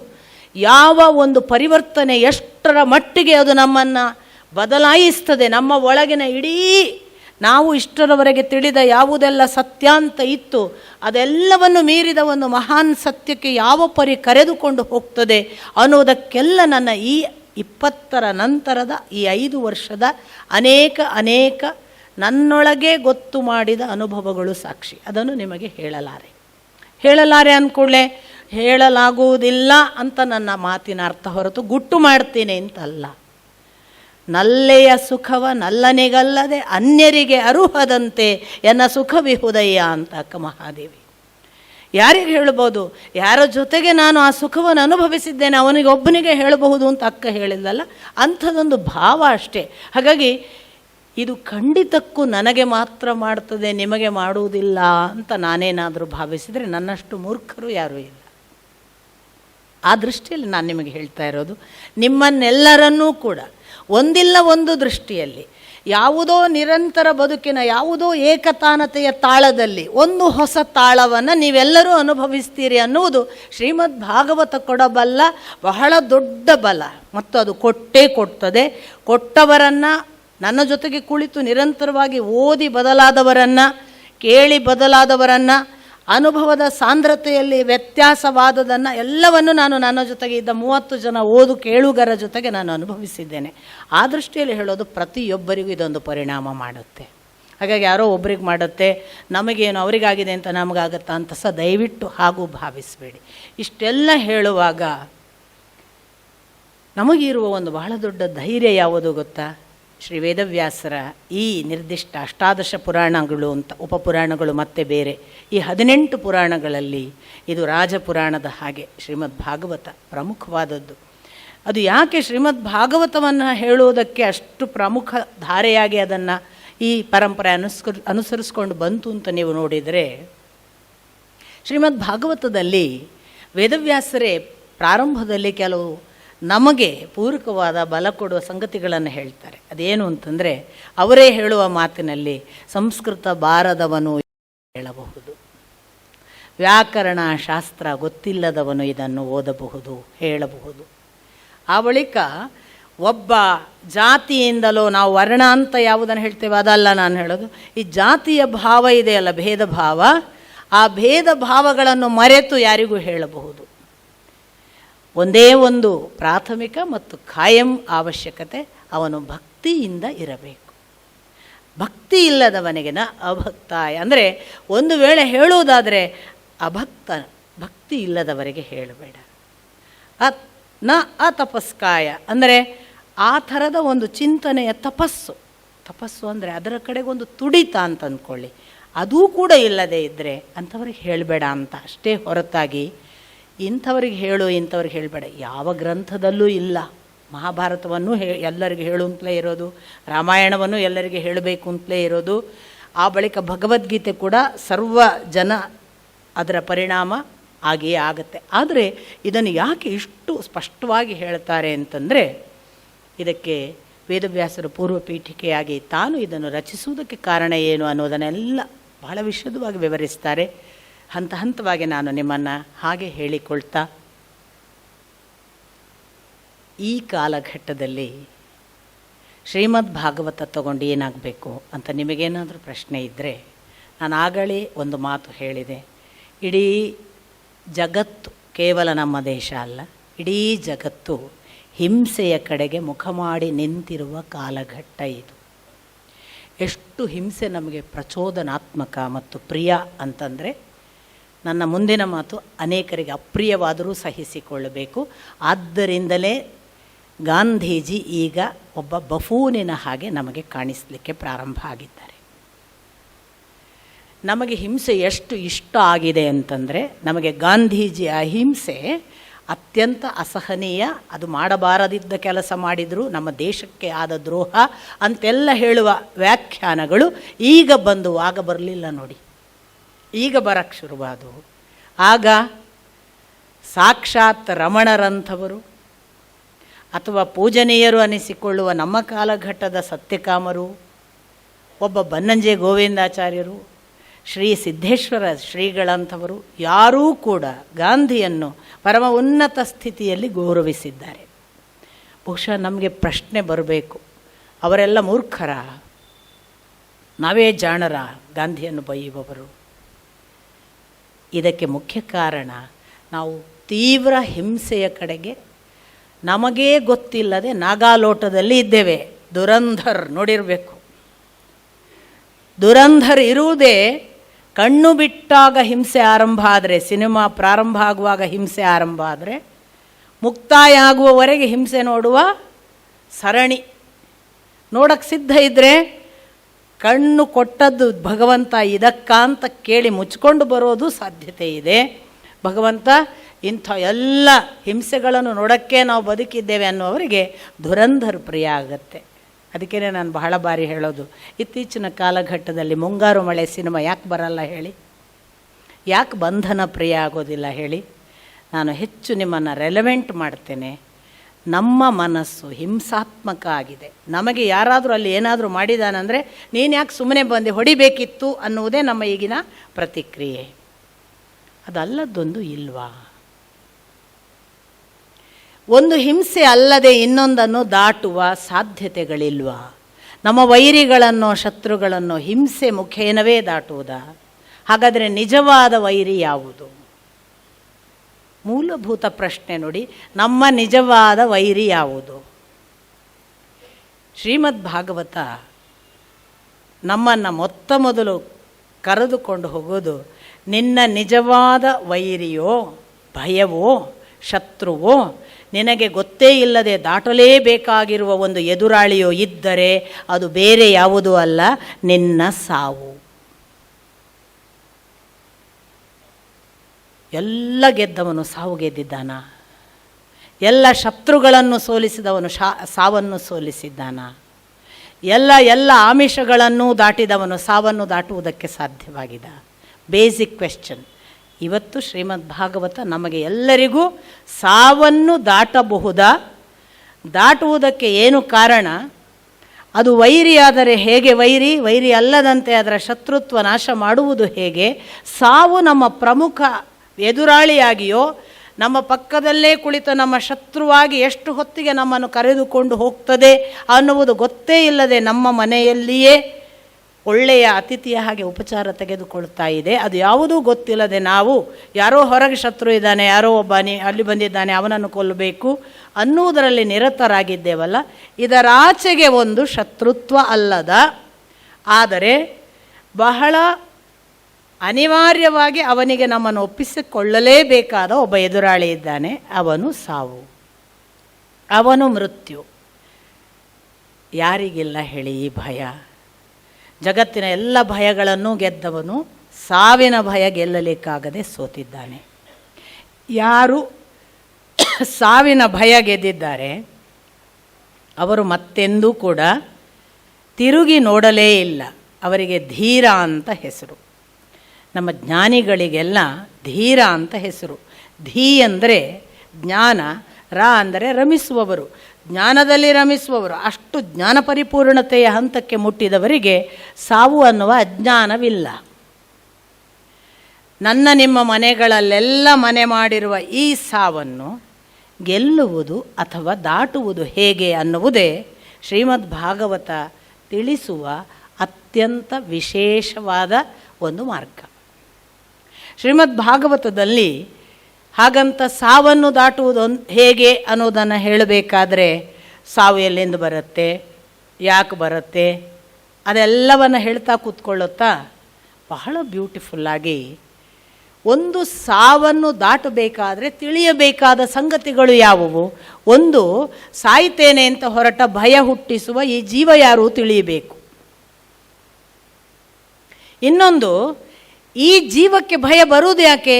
ಇಲ್ಲಿರುವ ನನ್ನವರನ್ನು ಬಿಟ್ಟು ಹೋಗಲಿಕ್ಕೆ ಅಲ್ವಾ. ಸಾವಿನಲ್ಲಿ ನಿಮಗೆ ಗೊತ್ತು, ಶ್ರೀ ಎಂ ಅಂತ ಒಬ್ಬರು ಈ ಕಾಲದ ಚಿಕ್ಕಬಳ್ಳಾಪುರದಲ್ಲಿರುವ ಒಬ್ಬ ದಾರ್ಶನಿಕರು. ಶ್ರೀ ಎಂ ಅವರು ಯಾವಾಗಲೂ ಒಂದು ದಿವಸ ಈಶಾವಾಸ್ಯ ಉಪನಿಷತ್ತಿನ ಮೇಲೆ ಮಾತಾಡುವಾಗ ನಾನು ಕೇಳೋದಕ್ಕೆ ಹೋಗಿದ್ದೆ. ಎಂ ಅವರು ಬಹಳ ಸುಂದರವಾಗಿ ಸಾವಿನ ಬಗ್ಗೆ ಹೇಳ್ತಾ ಹೇಳಿದರು, ಸಾವು ಯಾಕೆ ಭಯ ಹುಟ್ಟಿಸುತ್ತೆ ಅಂದರೆ, ಒಂದು ವೇಳೆ ಸಾವಿನ ಹೊತ್ತಿಗೆ ಭಗವಂತ ಹೇಳಿದ ಅಂತ ಇಟ್ಕೊಳ್ಳೋಣ, ನಾನು ನಿನ್ನನ್ನು ಕರ್ಕೊಂಡು ಹೋಗ್ತೀನಿ, ನಿನ್ನನ್ನು ಮಾತ್ರ ಅಲ್ಲ ನಿನಗೆ ಯಾರ್ಯಾರು ಬೇಕು ಹೇಳು ಅವ್ರನ್ನೆಲ್ಲ ಕರ್ಕೊಂಡು ಹೋಗೋಣ ನನ್ನ ಲೋಕಕ್ಕೆ ಅಂತಂದರೆ ಆಗ ಭಯ ಬರ್ತಿರ್ಲಿಲ್ವಂತೆ. ನಿನ್ನ ಅಮ್ಮ ಬೇಕಾ, ನಿನ್ನ ಅಕ್ಕ ಬೇಕಾ, ನಿನ್ನ ತಂಗಿ ಬೇಕಾ, ಅಣ್ಣ ಬೇಕಾ, ಅಥವಾ ಗಂಡ ಬೇಕಾ, ಹೆಂಡತಿ ಬೇಕಾ, ಮಕ್ಕಳು ಬೇಕಾ, ಎಲ್ಲರೊಟ್ಟಿಗೆ ಹೋಗುವ ಅಂದರೆ, ಓಹೋ ಎಲ್ಲರೊಟ್ಟಿಗೆ ಸ್ವರ್ಗದಲ್ಲಿ ಇರೋದ ನಿನ್ನೊಟ್ಟಿಗೆ ಆಯಿತು ಅಂತಿದ್ದಂತೆ. ಭಯ ಬಂದದ್ದು ಎಲ್ಲಿ ಅಂದರೆ ಇವ್ರನ್ನೆಲ್ಲ ಬಿಟ್ಟು ಹೋಗಬೇಕಲ್ಲ ಅಂತ. ಅರ್ಥಾತ್ ಈ ಲೋಕದ ಈ ನನ್ನವರು ಅನ್ನುವ ಬಾಂಧವ್ಯವನ್ನು ಉಂಟು ಮಾಡಿದ ಜಗತ್ತನ್ನು ಬಿಟ್ಟು ಹೋಗಬೇಕಲ್ಲ, ಅದು ಭಯ ಅಂತ. ಹಾಗಾಗಿ ಶ್ರೀಮದ್ ಭಾಗವತ ಮೊದಲನೇದು ಭಯ ಹುಟ್ಟಿಸಿಕೊಂಡ ಜೀವ ಎಲ್ಲಿಂದ ಬಂತು ಯಾರು ಅನ್ನೋದನ್ನು ಪರಿಚಯಿಸ್ತದೆ. ಎರಡನೆಯದ್ದು, ನೀನು ತಿಳಿದುಕೊಂಡ ಈ ಜಗತ್ತು ಹೇಗೆ ನಿರ್ಮಾಣ ಆಯಿತು, ಯಾರು ಇದರ ಕರ್ತೃ, ನೀನು ಇದರಲ್ಲಿ ಏನು ರೋಲು, ಇದು ಇಲ್ಲವಾಗ್ತದಾ, ನೀನು ತಿಳಿದ ಹಾಗೆ ಇದು ನಾಶವಾಗ್ತದಾ, ಇದನ್ನೂ ಕೂಡ ಹೇಳುತ್ತೆ. ಹಾಗಾಗಿ ಎರಡನೆಯ ಹಂತ ಈ ಜಗತ್ತು ಅಂದರೆ ಏನು ಅಂತ. ಮೂರನೇ ಹಂತ, ನಾವು ಮೂರನೆಯದು ಭಯಪಟ್ಟಾಗ ನೆನೆಯುವ ಯಾವುದೋ ಒಂದು ಅವ್ಯಕ್ತ ಇದೆಯಲ್ಲ, ನನ್ನನ್ನು ಅದು ಕಾಯ್ತದೆ, ಅದು ನನ್ನನ್ನು ರಕ್ಷಿಸ್ತದೆ. ಸಾವು ಅಂತಲ್ಲ, ಎಲ್ಲ ಸಂದರ್ಭಗಳಲ್ಲೂ ನಮಗಿರುವ ಒಂದೇ ಭರವಸೆ, ನನಗೆ ಏನೇ ಆದರೂ ಅವನಿದ್ದಾನೆ. ಯಾರಿಗೆ? ಭಕ್ತರಿಗೆ. ಭಕ್ತರಲ್ಲದವರಿಗೆ ಗುಟ್ಟಿನಲ್ಲೆಲ್ಲ ಇದ್ದಾರೆ, ಅವರು ತೋರ್ಪಡಿಸೋದಿಲ್ಲ. ಒಳಗೆ ಅವರು ಭಾರೀ ಎದುರಲ್ಲಿ ಮಾತಾಡ್ತಾರೆ, ಒಳಗೆ ಹೋಗಿ ತಂಪಾಡಿಗೆ ಕಣ್ಮುಚ್ಕೊಂಡು ದೇವರೇ ಕಾಪಾಡು ಅಂತಿರ್ತಾರೆ. ಆ ದೇವರು ನೀವು ಹೇಳುವ ಮೂರ್ತಿಯೋ ಪೂಜೆ ಮಾಡೋದೋ ದೇವಸ್ಥಾನವೋ ಮಾಡಲ್ಲ. ಆದರೆ ಪ್ರತಿಯೊಬ್ಬರಿಗೂ ಒಳಗೊಂದು ಭಯ ಇದೆ. ಕಡೆಗೆ ಅವರು ಬೇರೆ ಯಾರನ್ನೂ ಅಲ್ಲದ್ರೆ ನಾನು ಅನ್ನುವ ನನ್ನನ್ನು ಅನ್ನುವುದನ್ನಾದರೂ ನಂಬ್ತಾರಲ್ಲ. ಆ ನಾನು ಯಾರು, ನಿಮಗೆ ಜೀವ ಯಾವುದು ಗೊತ್ತಾದರೆ ನಾನು ಯಾರು ಗೊತ್ತಾಗಿ ಬಿಡುತ್ತೆ. ಹಾಗಾಗಿ ಈ ಯಾವುದೋ ಒಂದು ಕಾಯ್ತದೆ, ಅದು ಅವ್ಯಕ್ತವಾದದ್ದು, ಅದೃಶ್ಯವಾದದ್ದು, ನಾನು ತಿಳಿದದ್ದಲ್ಲದ ಯಾವುದೋ ಒಂದು ಇದೆ ಅನ್ನುವ ಆ ಶಕ್ತಿ ಇದೆಯಲ್ಲ, ಅದು ಯಾವುದು, ಅದು ಹೇಗಿದೆ, ಎಲ್ಲಿದೆ ಮತ್ತು ಏನು ಮಾಡ್ತದೆ, ಈ ವಿವರಣೆಯನ್ನೂ ಕೂಡ ಶ್ರೀಮದ್ ಭಾಗವತ ಕೊಡುತ್ತೆ. ಈ ಮೂರು ತಿಳಿದವನಿಗೆ, ಜೀವ, ಜಗತ್ತು ಮತ್ತು ಭಗವಂತ, ತಿಳಿಯಲಿಕ್ಕಿರೋದು ಈ ಮೂರು ತಿಳಿದವನಿಗೆ ಸಾವು ಅನ್ನುವುದು ಉಂಟೋ ಇಲ್ಲವೋ ಗೊತ್ತಾಗಿ ಬಿಡುತ್ತೆ ಅನ್ನುವುದೇ ಶ್ರೀಮದ್ ಭಾಗವತ ಕೊಡುವ ಬಹಳ ಅದ್ಭುತವಾದ ಒಂದು ಸಂದೇಶ. ಎಂಡ್ ಆಫ್ ದಿ ಡೇ ಇದಿಷ್ಟು ತಿಳಿದವನು ಏನಾಗ್ತಾನೆ, ಅವನಿಗೆ ಏನು ಗೊತ್ತಾಗುತ್ತೆ, ಅವನಿಗೆ ಒಂದು ಸಂಗತಿ ಗೊತ್ತಾಗುತ್ತೆ, ತಾನು ಸಾಯಲ್ಲ, ನಾನು ಅನ್ನುವುದು ಸಾಯುವುದಿಲ್ಲ, ಈ ಜಗತ್ತು ಅನ್ನುವುದು ಇಲ್ಲವಾಗುವುದಿಲ್ಲ, ಮತ್ತು ನಾನು ಸೇರಬೇಕಾದ ಆ ಭಗವಂತ ಅಥವಾ ಅವ್ಯಕ್ತ ತತ್ವ ಏನಿದ್ದಾನೆ ಆ ಭಗವಂತನನ್ನು ನಾನು ಯಾವ ಎಲ್ಲ ರೀತಿಯಲ್ಲಿ ಸ್ಪಂದಿಸಬಹುದು, ಇವು ತಿಳಿದು ಬಿಡುತ್ತೆ ಅನ್ನುವುದೇ ಬಹಳ ಸರಳವಾದ ಕಥೆಗಳ ಮೂಲಕ ಏಕಕಾಲಕ್ಕೆ ಅತ್ಯಂತ ಭಕ್ತಿ ಇದ್ದರೆ ಮಾತ್ರ ಇದು ಸಾಧ್ಯ ಅನ್ನುವುದನ್ನು ನಮಗೆ ಎಚ್ಚರಿಕೆಯ ಗಂಟೆಯಾಗಿ ಹೇಳ್ತಾ ಏನೂ ಮಾಡುವುದು ಬೇಡ, ಸುಲಭನೋ ಹರಿ ತನ್ನವರನು ಅರೆ ಗಳಿಗೆ ಬಿಟ್ಟಗಲನು, ರಮಾಧವನ ಒಲಿಸಲರಿಯದೆ ಪಾಮರರು ಬಳಲುವೆವು ಭವದೊಳಗೆ. ನಿಜವಾಗಿ ಅವನು ತುಂಬ ಸುಲಭ. ಆದರೆ ನಾವು ಮಾತ್ರ ಅವನನ್ನು ಒಲಿಸಲಿಕ್ಕೆ ತಿಳಿಯದೆ ಬೇರೆ ಬೇರೆ ದಾರಿಗಳ ಮುಖಾಂತರ ಬೇಡವಾದದ್ದನ್ನು ಮಾಡಿ ಸಮಯ ಕಾಲ ಹರಣ ಮಾಡಿ ಅವನನ್ನು ಕಳ್ಕೊಂಡಿದ್ದೇವೆ ಅನ್ನುವುದು ದಾಸರ ಹಾಡು. ಅದು ನಮ್ಮ ಬದುಕಿನ ಮಟ್ಟಿಗೆ ಸತ್ಯವಾದ ಮಾತು. ನಮಗೆ ಬೇರೆದಕ್ಕೆಲ್ಲ ಹೊತ್ತುಂಟು, ಅವನ ಜೊತೆಗೆ ಹೊತ್ತಿಲ್ಲ. ಎಷ್ಟೆಲ್ಲ ಬೆಳಗಿನಿಂದ ಸಂಜೆವರೆಗೆ ಮಾಡ್ತೇವೆ, ಆದರೆ ಅವನ ಕೆಲಸ ಮಾಡೋದಕ್ಕೆ ನಮಗೆ ಹೊತ್ತಿಲ್ಲ, ಸಮಯ ಇಲ್ಲ. ಕಲಿಯುಗದಲ್ಲಿ ಬೇರೆ ಬೇರೆ ಕಾಲದಲ್ಲಿ ಬೇರೆ ಬೇರೆ ಥರದ ತಪಸ್ಸಿನ ಮಾರ್ಗಗಳನ್ನು ಶ್ರೀ ವೇದವ್ಯಾಸರು ಹೇಳ್ತಾರೆ. ಒಂದು ಕಾಲಲ್ಲಿ ನಿಂತು ಎಷ್ಟು ಕಾಲ ತಪಸ್ಸು ಮಾಡಿದ ವಿಶ್ವಾಮಿತ್ರರಿದ್ದಾರೆ, ಅಥವಾ ಅನೇಕ ಋಷಿಮುನಿಗಳು, ಸಾಧಕರು, ದಾರ್ಶನಿಕರು ಇದ್ದಾರೆ. ಅಷ್ಟು ತಪಸ್ಸು ಮಾಡೋಕ್ಕೆ ನಮ್ಗೆ ಟೈಮ್ ಇಲ್ಲಪ್ಪ ಅಂತ ನಾವೇನಾರು ಅಂದರೆ, ಅಷ್ಟು ಬೇಡ, ಅಷ್ಟೆಲ್ಲ ಬೇಡಪ್ಪ, ಸ್ವಲ್ಪ ದಿವಸ ಕೂತ್ಕೊಂಡು ಗುಹೆ ಒಳಗೆ ಕೂತ್ಕೊಂಡು ಬನ್ನಿ, ಒಂದು ವರ್ಷ ಕೂತ್ಕೊಳ್ಳಿ, ಅಷ್ಟು ಸಮಯ ಇಲ್ಲಪ್ಪ. ಈ ಥರ ನಾವು ಸಮಯ ಇಲ್ಲ ಅನ್ನುವ ಶಾರ್ಟೇಜನ್ನೇ ಹೇಳ್ತಾ ಬಂದೆವು ಅಂತ ಇಟ್ಕೊಳ್ಳೋಣ. ನಾಮಸ್ಮರಣೆ ಸಾಕು ಕಲಿಯುಗದಲ್ಲಿ ಅಂತ ವೇದವ್ಯಾಸರು ನಮಗೆ ಬಹಳ ಸುಲಭ ಅಂತ ಹೇಳುವ ಹಾಗೆ ಅಥವಾ ಕೇಳುವ ಹಾಗೆ ಹೇಳ್ತಾರೆ. ನೀವೇನು ಬಹಳ ಮಾಡಬೇಕಾಗಿಲ್ಲ, ನಾಮಸ್ಮರಣೆ ಮಾಡಿ. ಇದನ್ನೇ ರಾಮಕೃಷ್ಣ ಪರಮಹಂಸರು ಒಂದು ಸಂದರ್ಭದಲ್ಲಿ ಹೇಳ್ತಾರೆ. ತುಂಬ ಸುಲಭಪ್ಪ ಅವನು. ಒಂದು ದಿನದ 24 ಗಂಟೆ ಒಂದೇ ಒಂದು ಸೆಕೆಂಡ್ ಬಿಡದೆ ಅವನ ಸ್ಮರಣೆ ಮಾಡಿಯಪ್ಪ, ನಿಮ್ಮ ಮುಂದೆ ಅವನು ಬಂದು ನಿತ್ತೇ ಬಿಡ್ತಾನೆ. 365 ದಿವಸ ಅಲ್ಲ, ನಿಮ್ಮ ಜೀವಿತಾವಧಿಯ 100 ವರ್ಷ ಅಲ್ಲ, 365 ದಿವಸವೂ ಅಲ್ಲ, 24 ಗಂಟೆ. ರಾಮಕೃಷ್ಣ ಪರಮಹಂಸರು ಹೇಳಿದ್ದು 24 ಗಂಟೆ. ಆ 24 ಗಂಟೆಯಲ್ಲಿ ಒಂದರೆ ಕ್ಷಣ ಬಿಡದೆ, ಅಂದರೆ ಒಂದು ಸೆಕೆಂಡು ಕೂಡ ಬಿಡದೆ ನಿಮಗೆ ಅವನ ಹೆಸರನ್ನು ಹೇಳೋದಕ್ಕೆ ಬಂದರೆ ಅವನು ನಿಮಗೆ ತನ್ನನ್ನು ಕಾಣಿಸ್ತಾನೆ ಅಂತ. ಈಗ ಅದರ ನಾಮಸ್ಮರಣೆಯ ಡೆಪ್ತ್ ಮತ್ತು ಅದು ಕೂಡ ಎಷ್ಟು ಡಿಫಿಕಲ್ಟ್, ಆ ತಪಸ್ಸಿಗಿಂತ ಏನು ಕಮ್ಮಿಯದಲ್ಲ ಅಂತ ಅರ್ಥ ಆಗಿರಬಹುದು. ಇಂಥದೊಂದು ಕಷ್ಟವನ್ನು ಅಥವಾ ಅಷ್ಟು ಸುಲಭವಲ್ಲ ಹೇಳುವ ಒಂದು ಭಕ್ತಿಯ ದಾರಿಯನ್ನು ಒಬ್ಬ ಪರೀಕ್ಷಿತ 7 ದಿನಗಳಲ್ಲಿ ನನಗೆ ಸಾವಿದೆ ಅಂತ ಗೊತ್ತಾಯಿತು ಆ ರಾಜನಿಗೆ. ಪರೀಕ್ಷಿತ ಯಾರು? ಪರೀಕ್ಷಿತ ನಿಮಗೆ ಗೊತ್ತು, ಅರ್ಜುನನಿಗೆ ಒಬ್ಬ ಮಗ ಅಭಿಮನ್ಯು. ಅಭಿಮನ್ಯುವಿಗೆ ಒಂದು ಕಾಲದಲ್ಲಿ ವಿರಾಟನ ಅರಮನೆಯಲ್ಲಿ ಅರ್ಜುನನಿದ್ದು ವಿರಾಟನನ್ನು ಸೋಲಿಸಿದ ಸಂದರ್ಭದಲ್ಲಿ ಆ ವಿರಾಟ ತನ್ನ ಗೆಲುವನ್ನು ಯಶಸ್ಸನ್ನು ಕಂಡ ಸಂಭ್ರಮಕ್ಕೆ, ಓಹೋ ಅರ್ಜುನ ನಿನ್ನಿಂದಾಗಿ ನಾನು ಗೆದ್ದೆ ಅಂತ ಹೇಳಿ ತನ್ನ ಮಗಳನ್ನು ಅವನಿಗೆ ಮದುವೆ ಮಾಡಿಸಿಕೊಡಬೇಕು ಅಂತ ಉತ್ತರೆಯನ್ನು ಮದುವೆ ಮಾಡಿಸಿಕೊಡೋದಕ್ಕೆ ಹೋಗ್ತಾನೆ. ಆಗ ಅರ್ಜುನ ಹೇಳ್ತಾನೆ, ನಾನು ಉತ್ತರೆಯನ್ನು ನನಗೆ ಹೆಂಡತಿಯಾಗಿ ಸ್ವೀಕರಿಸುವುದಿಲ್ಲ. ಯಾಕೆಂದರೆ ಆಗಲೇ ಅವನಿಗೆ 2 ಮದುವೆ ಆಗಿದೆ, ನಿಮಗೆ ಗೊತ್ತು. 2 ಮದುವೆ ಅಲ್ಲ, ಬೇರೆ ಆ ತೀರ್ಥಯಾತ್ರೆಯಲ್ಲಿ ಇನ್ನೆಲ್ಲ ಇದೆ, ಅದು ಮದುವೆಯ ಲೆಕ್ಕದಲ್ಲಿ ಬರೋದಿಲ್ಲ. ಸುಭದ್ರೆ ಮತ್ತು ದ್ರೌಪದಿ 2ಅನ್ನೇ ನಾವು ಅರ್ಜುನನಿಗೆ ಅಧಿಕೃತ ಮದುವೆಯ ಲೆಕ್ಕದಲ್ಲಿ. ಅದೆಲ್ಲ ನೋಡಿ, ಹಿಂದಿನ ಕಾಲದಲ್ಲೊಂದು ಧರ್ಮ ಇತ್ತು. ಒಬ್ಬಳು ಹೆಣ್ಣು ತನಗೆ ಸಂತಾನ ಬೇಕು ಅಂತ ಅಪೇಕ್ಷಿಸಿ ಒಬ್ಬ ಗಂಡನಿಗೆ ಬಂದು ಮೊರೆ ಹೊಕ್ಕರೆ ಅವನು ಅವಳಿಗೆ ಸಂತಾನ ಕರುಣಿಸುವುದು ಧರ್ಮ. ಧರ್ಮದ ವ್ಯಾಖ್ಯಾನ ಕಾಲದಿಂದ ಕಾಲಕ್ಕೆ ಬದಲಾಗ್ತದೆ. ಅದನ್ನು ಈಗ ಅಪ್ಲೈ ಮಾಡಿಕೊಂಡು ನಾವು ಅವರು ಕೇಳಿದ್ರಿ ರೀ ಅದಕ್ಕೆ ಅಲ್ಲಿ ಮಕ್ಕಳು ಮಾಡಿದ್ದು ಅನ್ನಬೇಡಿ. ಈಗಿನ ಕಾಲಕ್ಕೆ ಅದು ಧರ್ಮವಲ್ಲ. ಧರ್ಮದ ವ್ಯಾಖ್ಯಾನ ಬದಲಾಗ್ತದೆ. ಒಂದು ಕಾಲಕ್ಕೆ ಬಾಲ್ಯ ವಿವಾಹ ಕಾಲಧರ್ಮ, ಸಾಮಾಜಿಕ ಧರ್ಮಗಳು ಬದಲಾಗ್ತವೆ. ಸನಾತನ ಧರ್ಮಗಳು ಅನೂಚಾನ, ಶಾಶ್ವತ, ಬದಲಾಗುವುದಿಲ್ಲ. ದೇವರು ಅನ್ನುವುದು ಸನಾತನ ಧರ್ಮ, ನಂಬಿಕೆ, ಶ್ರದ್ಧೆ, ಪೂಜೆ ಅನ್ನುವುದು ಸನಾತನ ಧರ್ಮ, ಅದಕ್ಕೆ ಬೇಕಾಗಿ ಯಾವುದೋ ದೇವಸ್ಥಾನ ನಡೆಸ್ತೇವೆ ಅನ್ನುವುದು ಸನಾತನ ಧರ್ಮ. ಅವುಗಳು ಕಾಲದಿಂದ ಕಾಲಕ್ಕೆ ಬದಲಾಗುವುದಿಲ್ಲ, ಅವುಗಳೆಲ್ಲ ಸನಾತನ ಧರ್ಮಗಳು. ಸಾಮಾಜಿಕ ಧರ್ಮ, ನಾನು ಈಗ ಹೇಳಿದ ಬಾಲ್ಯ ವಿವಾಹ ಅಥವಾ ಸತಿ ಪದ್ಧತಿ ಒಂದು ಕಾಲಕ್ಕೆ ಸಾಮಾಜಿಕ ಧರ್ಮ. ಸತಿ ಸಹಗಮನ ಅಂತ, ಅದು ಸಹಗಮನ ಅನ್ನುವುದು ಧರ್ಮ. ಮುಂದೆ ಅದು ಸತಿ ಸಹಗಮನ ಆಯಿತು, ಅದು ಬೇರೆ ಮಾತು.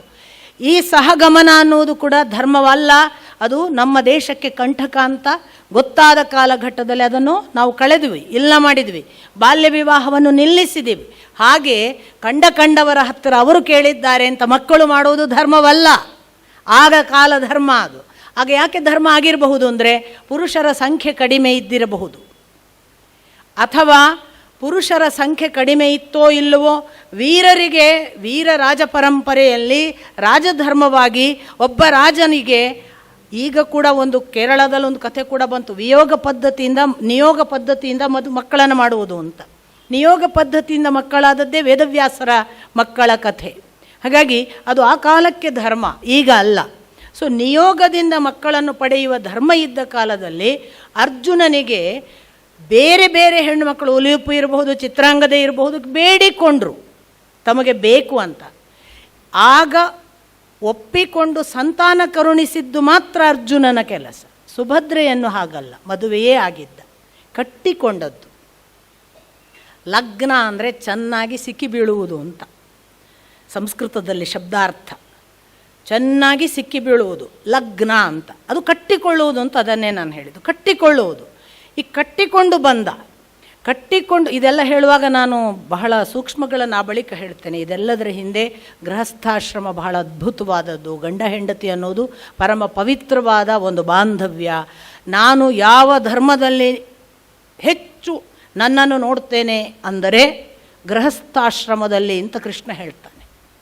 ಯಾರು ಗೃಹಸ್ಥ ಧರ್ಮವನ್ನು ಸುಂದರವಾಗಿ ನಡೆಸಿದ್ದಾರೆ, ಯಾರು ಅನ್ಯೋನ್ಯ ದಾಂಪತ್ಯವನ್ನು ಜೀವಮಾನ ಪರ್ಯಂತ ಅದ್ಭುತವಾಗಿ ನಡೆಸಿದ್ದಾರೆ, ಅಲ್ಲಿ ನಾನು ನೆಲೆಸಿದ್ದೇನೆ ಅಂತಲೇ ಕೃಷ್ಣನ ಮಾತು ಇದೆ. ಹಾಗಾಗಿ ನಾನು ಯಾವುದೋ ಒಂದು ಹೇಳುವಾಗ ಇನ್ನೊಂದನ್ನು ಯಾವುದೋ ಅಪಾರ್ಥಕ್ಕೆ ಎಳ್ಕೋಬೇಡಿ. ನಾನು ಆ ಕಾಲಧರ್ಮದಲ್ಲಿ ಕಟ್ಟಿಕೊಂಡದ್ದು ಇವರನ್ನು, ಅವರನ್ನಲ್ಲ ಅನ್ನೋದಕ್ಕೆ ಸುಮ್ಮನೆ ತಮಾಷೆ ಮಾಡಿದ್ದು.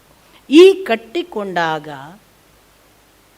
ಸುಭದ್ರೆಯನ್ನು ಕರೆದುಕೊಂಡು ಮದುವೆ ಆದ ಬಳಿಕ ಅವನು ದ್ರೌಪದಿಗೆ ಹೋಗಿ ನಮಸ್ಕಾರ ಮಾಡಿಸ್ತಾನೆ. ಅರ್ಜುನ, ಹೋಗು ನಮಸ್ಕಾರ ಮಾಡು ಅಂತ. ದ್ರೌಪದಿಗಾಗಲೇ ಕೋಪ ಬಂದಿರತ್ತೆ. ದ್ರೌಪದಿ ಆ ಕೋಪವನ್ನು ವ್ಯಕ್ತಪಡಿಸದೆ ಸುಮ್ಮನೆ ಆಶೀರ್ವಾದ ಅಂತ ಮಾಡ್ತಾಳೆ. ಆದರೆ ಆ ಆಶೀರ್ವಾದದಲ್ಲಿ ಎಲ್ಲ ಅರ್ಥಗಳನ್ನು ಒಳಗೊಂಡ ಒಂದು ಸೂಚನೆಯನ್ನು ಆಶೀರ್ವದಿಸ್ತಾಳೆ. ಏನು ಅಂತಂದರೆ, ನಾಳೆ ಈಗ ನಾನು ಮಾಡುವ ಆಶೀರ್ವಾದದ ಸರದಿ ನಿನಗೆ ಬಾರದಿರಲಿ ಅಂತ. ಎಷ್ಟು ಚೆನ್ನಾಗಿದೆ ನೋಡಿ, ಒಂದೊಂದು ಮಾತು ಕೂಡ ವೇದವ್ಯಾಸರದ್ದು ಒಂದೊಂದು ಪಾತ್ರ ಚಿತ್ರಣ ಅದು. ಹಾಗಾಗಿ ಇನ್ನೊಬ್ಬರು ಮದುವೆ ಮಾಡಿಸ್ಕೊಂಡು ಅವ ಬಂದು ಅವಳನ್ನು ಸುಭದ್ರೆಗೆ ನಮಸ್ಕರಿಸುವ ಸಂದರ್ಭ ಬಾರದೇ ಇರಲಿ ಅಂತ ಈ ಮಾತನ್ನಲ್ಲಿ ಅರ್ಜುನ ನಿಂತು ಕೇಳಿದ್ದಾನೆ. ಅಷ್ಟು ಮಾತ್ರ ಅಲ್ಲ, ಅವರೆಲ್ಲರಿಗೂ ಎರಡೆರಡು ಹೆಂಡಂದಿರಿದ್ದರು, ಅಷ್ಟು ಜನ ಪಾಂಡವರಿಗೆ. ಆದರೆ ಈ ಮಾತು ಒಟ್ಟು ಅವನಿಗೂ ಕೂಡ ರಕ್ತಗತವಾಗಿಯೋ, ನೀವು ನಂಬುತ್ತಿದ್ದರೆ ಬ್ರಹ್ಮಚರ್ಯಕ್ಕೆ ಅರ್ಜುನ ಕೂಡ ಒಂದು ಉದಾಹರಣೆ, ಶ್ರೀಕೃಷ್ಣ ಪರಮ ಉದಾಹರಣೆ. ಅದಕ್ಕೆಲ್ಲ ಬೇರೆ ಬೇರೆ ವ್ಯಾಖ್ಯಾನಗಳಿವೆ. ಇಂಥ ಬ್ರಹ್ಮಚರ್ಯದ ಅನೂಚಾನವಾಗಿ ನಡೆಸಿಕೊಂಡು ಬಂದ ತನ್ನ ಶಕ್ತಿಯನ್ನು ಬಲ್ಲ ಅರ್ಜುನ ಉತ್ತರೆಯನ್ನು ನಾನು ನೀನು ದಾನ ಕೊಟ್ಟಿದ್ದಿ ಕನ್ಯಾದಾನ ಅಂತ ಸ್ವೀಕರಿಸ್ತೇನೆ, ನನಗಲ್ಲ ನನ್ನ ಮಗನಿಗೆ ಅಂತ ಅಭಿಮನ್ಯುವಿಗೆ ಮದುವೆ ಮಾಡಿಸಿಕೊಡ್ತಾನೆ. ಹಾಗೆ ಉತ್ತರೆಗೆ ಹುಟ್ಟಿದ ಗರ್ಭದಲ್ಲಿರುವ ಶಿಶು ಪರೀಕ್ಷಿತ, ಅವನು ಅಭಿಮನ್ಯು ಕಾಲವಾದ ಮೇಲೆ ಯುದ್ಧ ಮುಗಿದ ಸಂದರ್ಭದಲ್ಲಿ ಇನ್ನೂ ಉತ್ತರೆಯ ಗರ್ಭದಲ್ಲಿ ಇದ್ದಾಗ ನಮ್ಮ ಶ್ರೀಮದ್ ಭಾಗವತ ಪ್ರಾರಂಭ ಆಗ್ತದೆ. ಉತ್ತರೆಯ ಗರ್ಭದಲ್ಲಿರುವ ಆ ಶಿಶು ಮಾತ್ರ ಉಪಪಾಂಡವರನ್ನು ಕೊಂದಿದ್ದಾನೆ. ಪಾಂಡವರಾಗಲೇ ಮುದುಕರು ನಮ್ಮ ಪರಿಭಾಷೆಯಲ್ಲಿ, ಅವರಿಗೆ ಆಗ ಯುದ್ಧ ಮಾಡುವಾಗಲೇ 70ರ ಮೇಲಿನ ವಯದವರು ಎಲ್ಲ ಅವರು. ಇಂಥ ಕಾಲಘಟ್ಟದಲ್ಲಿ ಶ್ರೀಕೃಷ್ಣ ಇನ್ನೇನು ದ್ವಾರಕೆಯಲ್ಲಿ ಸಿಂಹಾಸನ ಕೊಟ್ಟು ಪಟ್ಟಾಭಿಷಿಕ್ತರನ್ನಾಗಿ ಮಾಡಿ ಆ ಸಿಂಹಾಸನದಲ್ಲಿ ಕುಳ್ಳಿರಿಸಿ ಅವರನ್ನು ಹಸ್ತಿನಾವತಿಯಲ್ಲಿ ತಾನಿನ್ನು ದ್ವಾರಕೆಗೆ ಹೋಗುವ ಹೊತ್ತು. ಆ ದ್ವಾರಕೆಗೆ ಹೊರಟ ಹೊತ್ತಿನಲ್ಲಿ ಈ ಅಭಿಮನ್ಯು ಅನ್ನುವ ತಂದೆಯನ್ನು ಕಳೆದುಕೊಂಡಿರುವ ಶಿಶು ಉತ್ತರೆಯ ಗರ್ಭದಲ್ಲಿದೆ. ಅಶ್ವತ್ಥಾಮ ಸೋತಿದ್ದಾನೆ ಒಂದು ಹಂತದಲ್ಲಿ. ದುರ್ಯೋಧನನನ್ನು ಕಳಕೊಂಡು ಇಡೀ ವಂಶ ನಾಶ ಮಾಡಬೇಕು ಅನ್ನುವ ಹಠ ತೊಟ್ಟು ಉಪಪಾಂಡವರನ್ನು ಕೊಂದವನಿಗೆ ಗೊತ್ತಾಗುತ್ತೆ, ಗರ್ಭದಲ್ಲೊಂದು ಶಿಶು ಇದೆ, ನಾಳೆ ಇವರ ವಂಶ ಮುಂದುವರಿಯುತ್ತದೆ ಅಂತ ಆ ಸಿಟ್ಟಿನಿಂದ ಇರುವ ಏಕಮಾತ್ರ ಕುಡಿ ಅದನ್ನು ಮುಗಿಸಿಬಿಡ್ತೇನೆ ಅಂತ ಬೆನ್ನಟ್ಟಿ ಬಂದು ಬ್ರಹ್ಮಾಸ್ತ್ರ ಪ್ರಯೋಗ ಮಾಡಿದ್ದಾನೆ. ಬ್ರಹ್ಮೋಸ್ ಅಂತ ಈಗ ಮಾಡಿದ್ರು ನೋಡಿ. ಬ್ರಹ್ಮಾಸ್ತ್ರ ಅಂದರೆ ಎಂಥದ್ದು? ಅದನ್ನು ಯಾರಾದರೂ ಪ್ರಯೋಗಿಸಿದರೆ ಅದನ್ನು ಉಪಶಮನ ಮಾಡುವುದು ಅವನಿಗೇ ಗೊತ್ತಿರ್ತದೆ, ಅವನು ಮಾತ್ರ ಅದನ್ನು ಹಿಂತೆಗೆದುಕೊಳ್ಳಬಲ್ಲ. ಅಥವಾ ಅಂಥದೇ ಇನ್ನೊಬ್ಬ ಬ್ರಹ್ಮಾಸ್ತ್ರದ ಉಪದೇಶ ಪಡೆದವನು ಮಾತ್ರ ತನ್ನ ಇನ್ನೊಂದು ಪ್ರಯೋಗಿಸಿ ಅದನ್ನು ನಾಶ ಮಾಡಬೇಕು. ಒಂದು ವೇಳೆ ಇವ ಬ್ರಹ್ಮಾಸ್ತ್ರ ಪ್ರಯೋಗ ಮಾಡಿದರೆ ಲೋಕ ನಾಶಕ್ಕೆ ಸಿದ್ಧ ಆಗಬೇಕು. ಎರಡು ಬ್ರಹ್ಮಾಸ್ತ್ರಗಳು ಒಂದಾಗಿ ಹೊಡೆದಾಟಕ್ಕೆ ನಿಂತವು ಅಂತಂದರೆ ಆ ಥರದ ಕಾಲಘಟ್ಟ. ಈಗ ಕೃಷ್ಣ ಹೊರಡುವ ಹಂತದಲ್ಲಿದ್ದಾನೆ. ಕುಂತಿ ಉತ್ತರೆ ಓಡಿ ಬರ್ತಿದ್ದಾರೆ.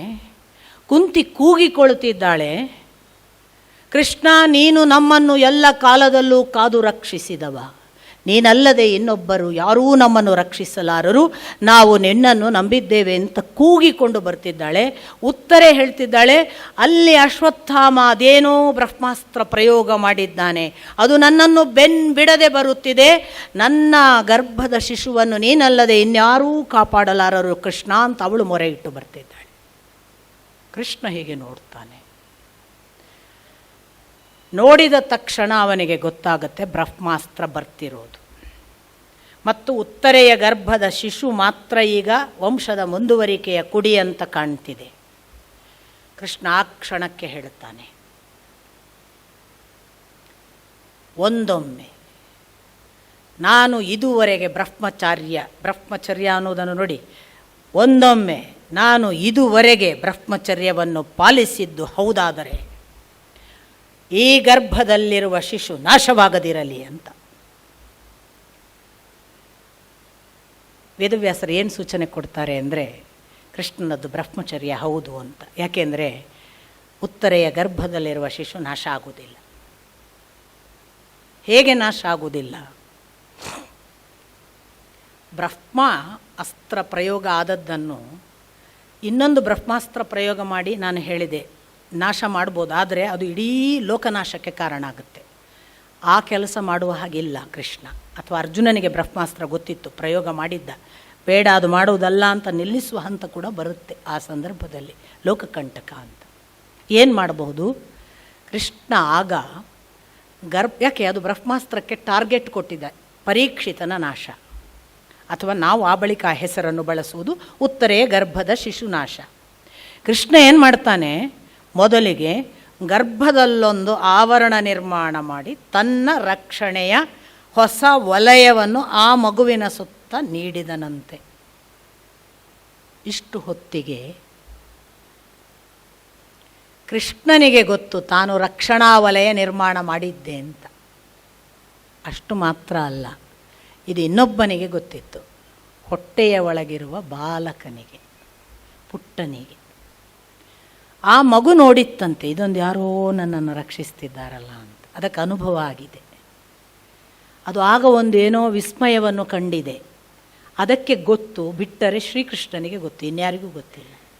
ಅಂಥದ್ದೊಂದು ವಿಶೇಷ ಸಂವಹನವನ್ನು ವಿಶೇಷ ಆವರಣದ ಮೂಲಕ ನಿರ್ಮಾಣ ಮಾಡಿ ಪರೀಕ್ಷಿತನನ್ನು ಅಥವಾ ಉತ್ತರೆಯ ಗರ್ಭದ ಶಿಶುವನ್ನು ಕಾಪಾಡಿದ ಶ್ರೀಕೃಷ್ಣ. ಈ ಗರ್ಭದ ಒಳಗಿನ ಶಿಶು ಮುಂದೆ ಶ್ರೀಮದ್ ಭಾಗವತ ಅವನ ಸೃಷ್ಟಿಯ ಕಾಲ ಅದನ್ನೆಲ್ಲ ಹೇಳಲ್ಲ, ಮಹಾಭಾರತ ಹೇಳುತ್ತೆ.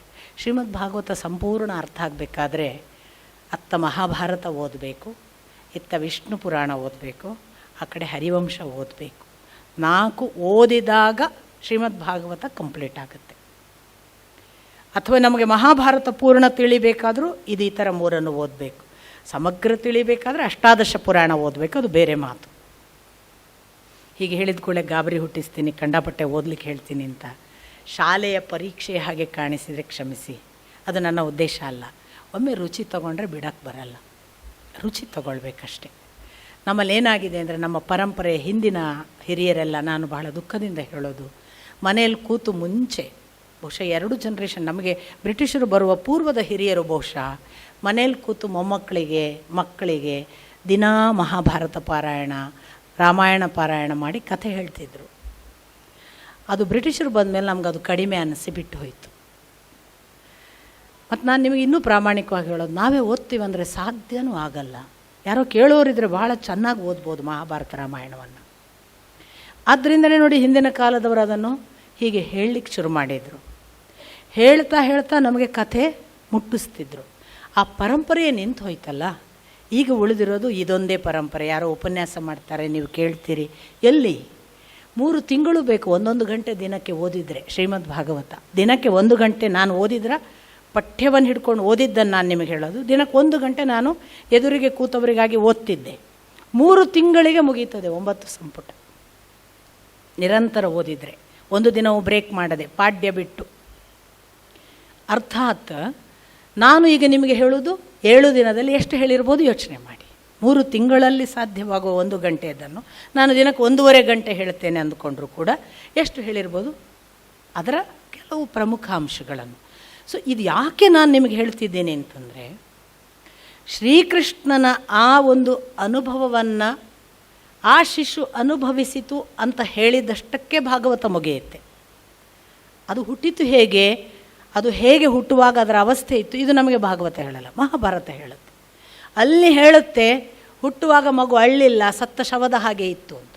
ಎಷ್ಟೋ ಹೊತ್ತು ಅದು ಎಬ್ಬಿಸಿದ್ರು ಎಳ್ಳಿಲ್ಲ, ಕೂಗಾಡಿದ್ರು ಇದು ಸತ್ತಿದೆ, ಇದು ಮಗು ಬದುಕಿಲ್ಲ, ನನ್ನ ಮಗು ಉಳಿಸು, ಮತ್ತೆ ಕೂಗಾಟ ಇದೆ ಕೃಷ್ಣನ ಮುಂದೆ. ಆಗ ಕೃಷ್ಣ ಬಂದು ಸಮೀಪಕ್ಕೆ ನಿಂತು ಉಸಿರು ಕೊಟ್ಟ ಅಂತ ಗೊತ್ತಾಗುತ್ತೆ. ಹಾಗಾದರೆ ಗರ್ಭದಲ್ಲಿ ಸತ್ತಿತ್ತಲ್ಲ, ಎಲ್ಲ ಗರ್ಭದಲ್ಲಿ ಆದ ಬ್ರಹ್ಮಾಸ್ತ್ರದ ಪರಿಣಾಮ ಸಾಯದಂತೆ ತಡೆದಿದ್ದ. ಆದರೆ ಆ ಶಾಕೋ, ಆ ಪರಿಣಾಮದ ಒಂದು ಭಾಗವೋ ಅದು ಪೂರ್ಣ ಕಳೆದದ್ದು ಕೃಷ್ಣ, ಅದು ಹುಟ್ಟಿದ ಮೇಲೆ. ಹಾಗಂತ ಜೀವಕ್ಕೆ ಎಲ್ಲ ಗೊತ್ತು ನೋಡಿ. ಆ ಪುಟ್ಟ ಬಾಲಕನಿಗೆ, ಆ ಶಿಶುವಿಗೆ ಭೂಮಿಗೆ ಬಂದಾಗ ಅದರ ಒಂದು ಗರ್ಭದೊಳಗಿನ ಅನುಭವ ಒಂದು ನಿರಂತರವಾಗಿ ಅದನ್ನು ಕಾಡ್ತಿತ್ತಂತೆ. ಅದು ಯಾರು ನನಗೆ ಕಂಡದ್ದು? ಆಗ ನನ್ನ ಅಮ್ಮನ ಹೊಟ್ಟೆಯಲ್ಲಿ ಯಾರೋ ಕಂಡಿದ್ರಲ್ಲ, ಹೌದು ಯಾರು, ಅದು ಯಾರು ಅಂತ ಪರೀಕ್ಷಿಸ್ತಿತ್ತಂತೆ ಮಗು. ಆದ್ದರಿಂದ ಪರೀಕ್ಷಿತ ಅಂತ ಒಂದು ವಿವರಣೆ.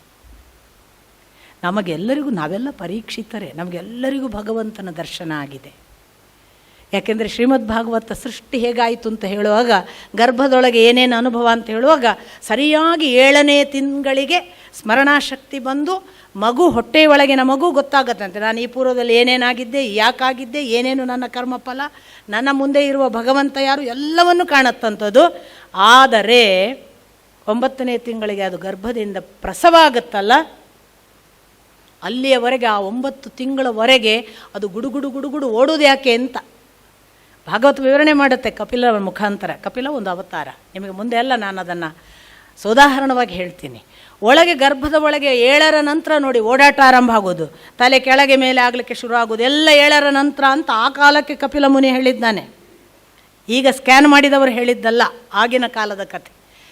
ಅವನು ಹೇಳ್ತಾನೆ, ಯಾಕೆ ತಿರ್ಗಕ್ಕೆ ಶುರು ಮಾಡುತ್ತೆ ಅಂದರೆ, ಅದಕ್ಕೆ ಗೊತ್ತಾಗಕ್ಕೆ ಶುರು ಆಗುತ್ತೆ, ನಾನು ಈ ಗರ್ಭದಲ್ಲಿ ಬರಬಾರ್ದಿತ್ತು, ನಾನು ಈ ಹೊಟ್ಟೆಯಲ್ಲಿ ಬಂದದ್ದು ನನ್ನ ಪಾಪಕರ್ಮಗಳಿಂದ, ನನ್ನ ಹಿಂದಿನ ಜನ್ಮದ ಪಾಪಕರ್ಮಗಳು ಮುಕ್ತಾಯ ಆಗಬೇಕಿತ್ತು, ಈ ಭಗವಂತ ಮತ್ತೆ ಯಾಕೆ ತಂದ ಅಂತ ಚಡಪಡಿಸೋಕ್ಕೆ ಶುರು ಮಾಡಿ ತಿರ್ಗಕ್ಕೆ ಶುರು ಆಗುತ್ತಂತೆ. ಎಷ್ಟು ಸಮಯ? 2 ತಿಂಗಳು ಪ್ರಾರ್ಥಿಸುತ್ತಂತೆ ಅದು, 9 ಹೆರುವವರೆಗೆ. ನನಗೆ ಬೇಡ, ನನ್ನನ್ನು ಇಲ್ಲಿಂದ ಕರ್ಕೊಂಡೋಗು, ನಿನ್ನ ಹತ್ರ ಕರ್ಕೋ, ನನ್ನನ್ನು ಇಲ್ಲಿ ಯಾಕೆ ತಂದಿದ್ದೀಯಾ ಅಂತೆಲ್ಲ ಒದ್ದಾಡತ್ತಂತೆ. ಅದಕ್ಕೆ ನೋಡಿ, ತಿರುಗಾಟ ನಿಂತು ಕೂಡಲೇ ಬನ್ನಿ ಅಂತಾರೆ.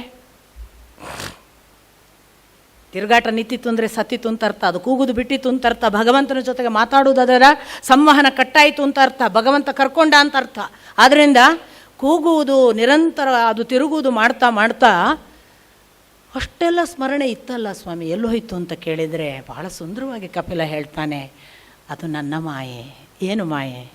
ಹೊರಗೆ ಬರುತ್ತಲ್ಲ, ತಾಯಿಯ ಹೊಟ್ಟೆಯನ್ನೊದ್ದು ಮಗು ಬರುತ್ತೆ, ಬರುವ ಹೊತ್ತಿಗೆ ಅಂತ ಒಂದು ಉಸಿರು ನಿಲ್ಲುತ್ತೆ ನೋಡಿ. ವಾಯು ತನ್ನ ಸಂಪರ್ಕವನ್ನು ಪೂರ್ವದಲ್ಲಿದ್ದ ಕನೆಕ್ಟಿವಿಟಿಯಿಂದ ಕಟ್ ಮಾಡಲಿಕ್ಕೆ ಅಂತ ಒಂದು ಬ್ರೇಕ್ ಮಾಡ್ತಾನಂತೆ. ನೆಕ್ಸ್ಟ್ ವಾಪಸ್ ಈ ಜನ್ಮ, ಈ ಕರ್ಮಫಲ.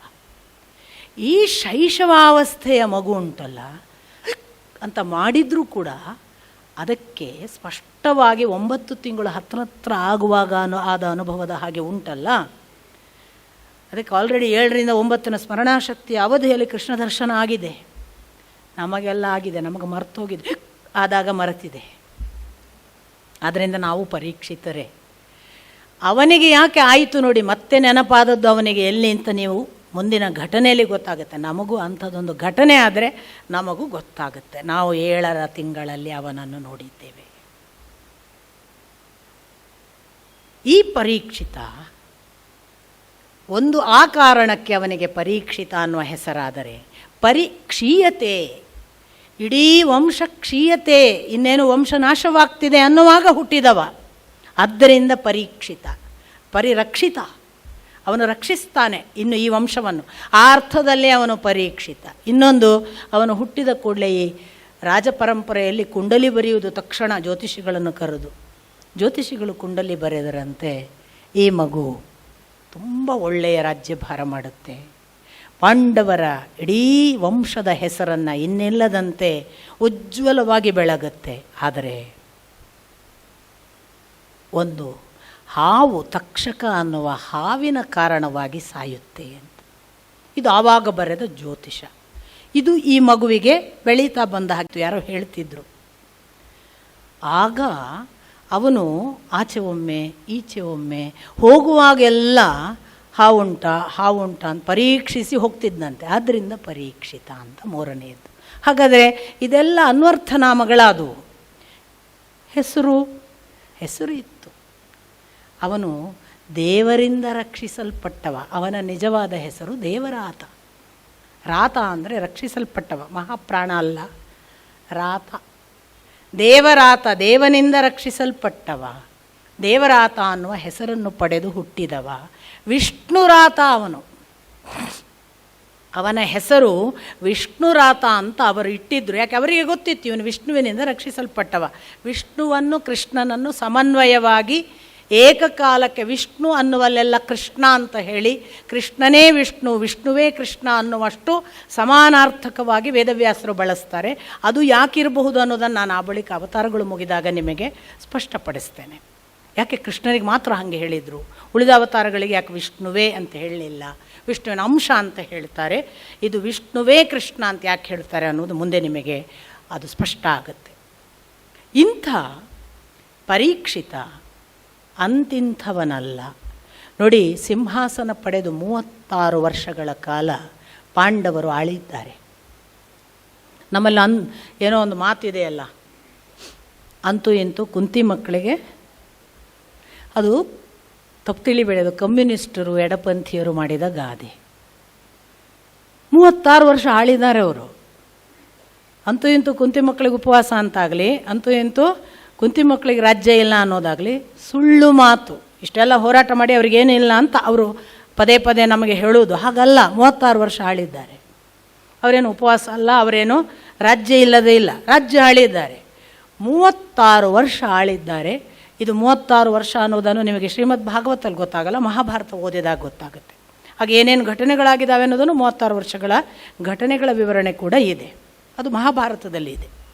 ಇಂಥ 36 ವರ್ಷಗಳು ಕಳೆದ ಬಳಿಕ ಒಂದು ಸಂದರ್ಭ ಬರುತ್ತೆ, ನಿಮಗೆ ಆಶ್ಚರ್ಯ ಆಗ್ಬೋದು.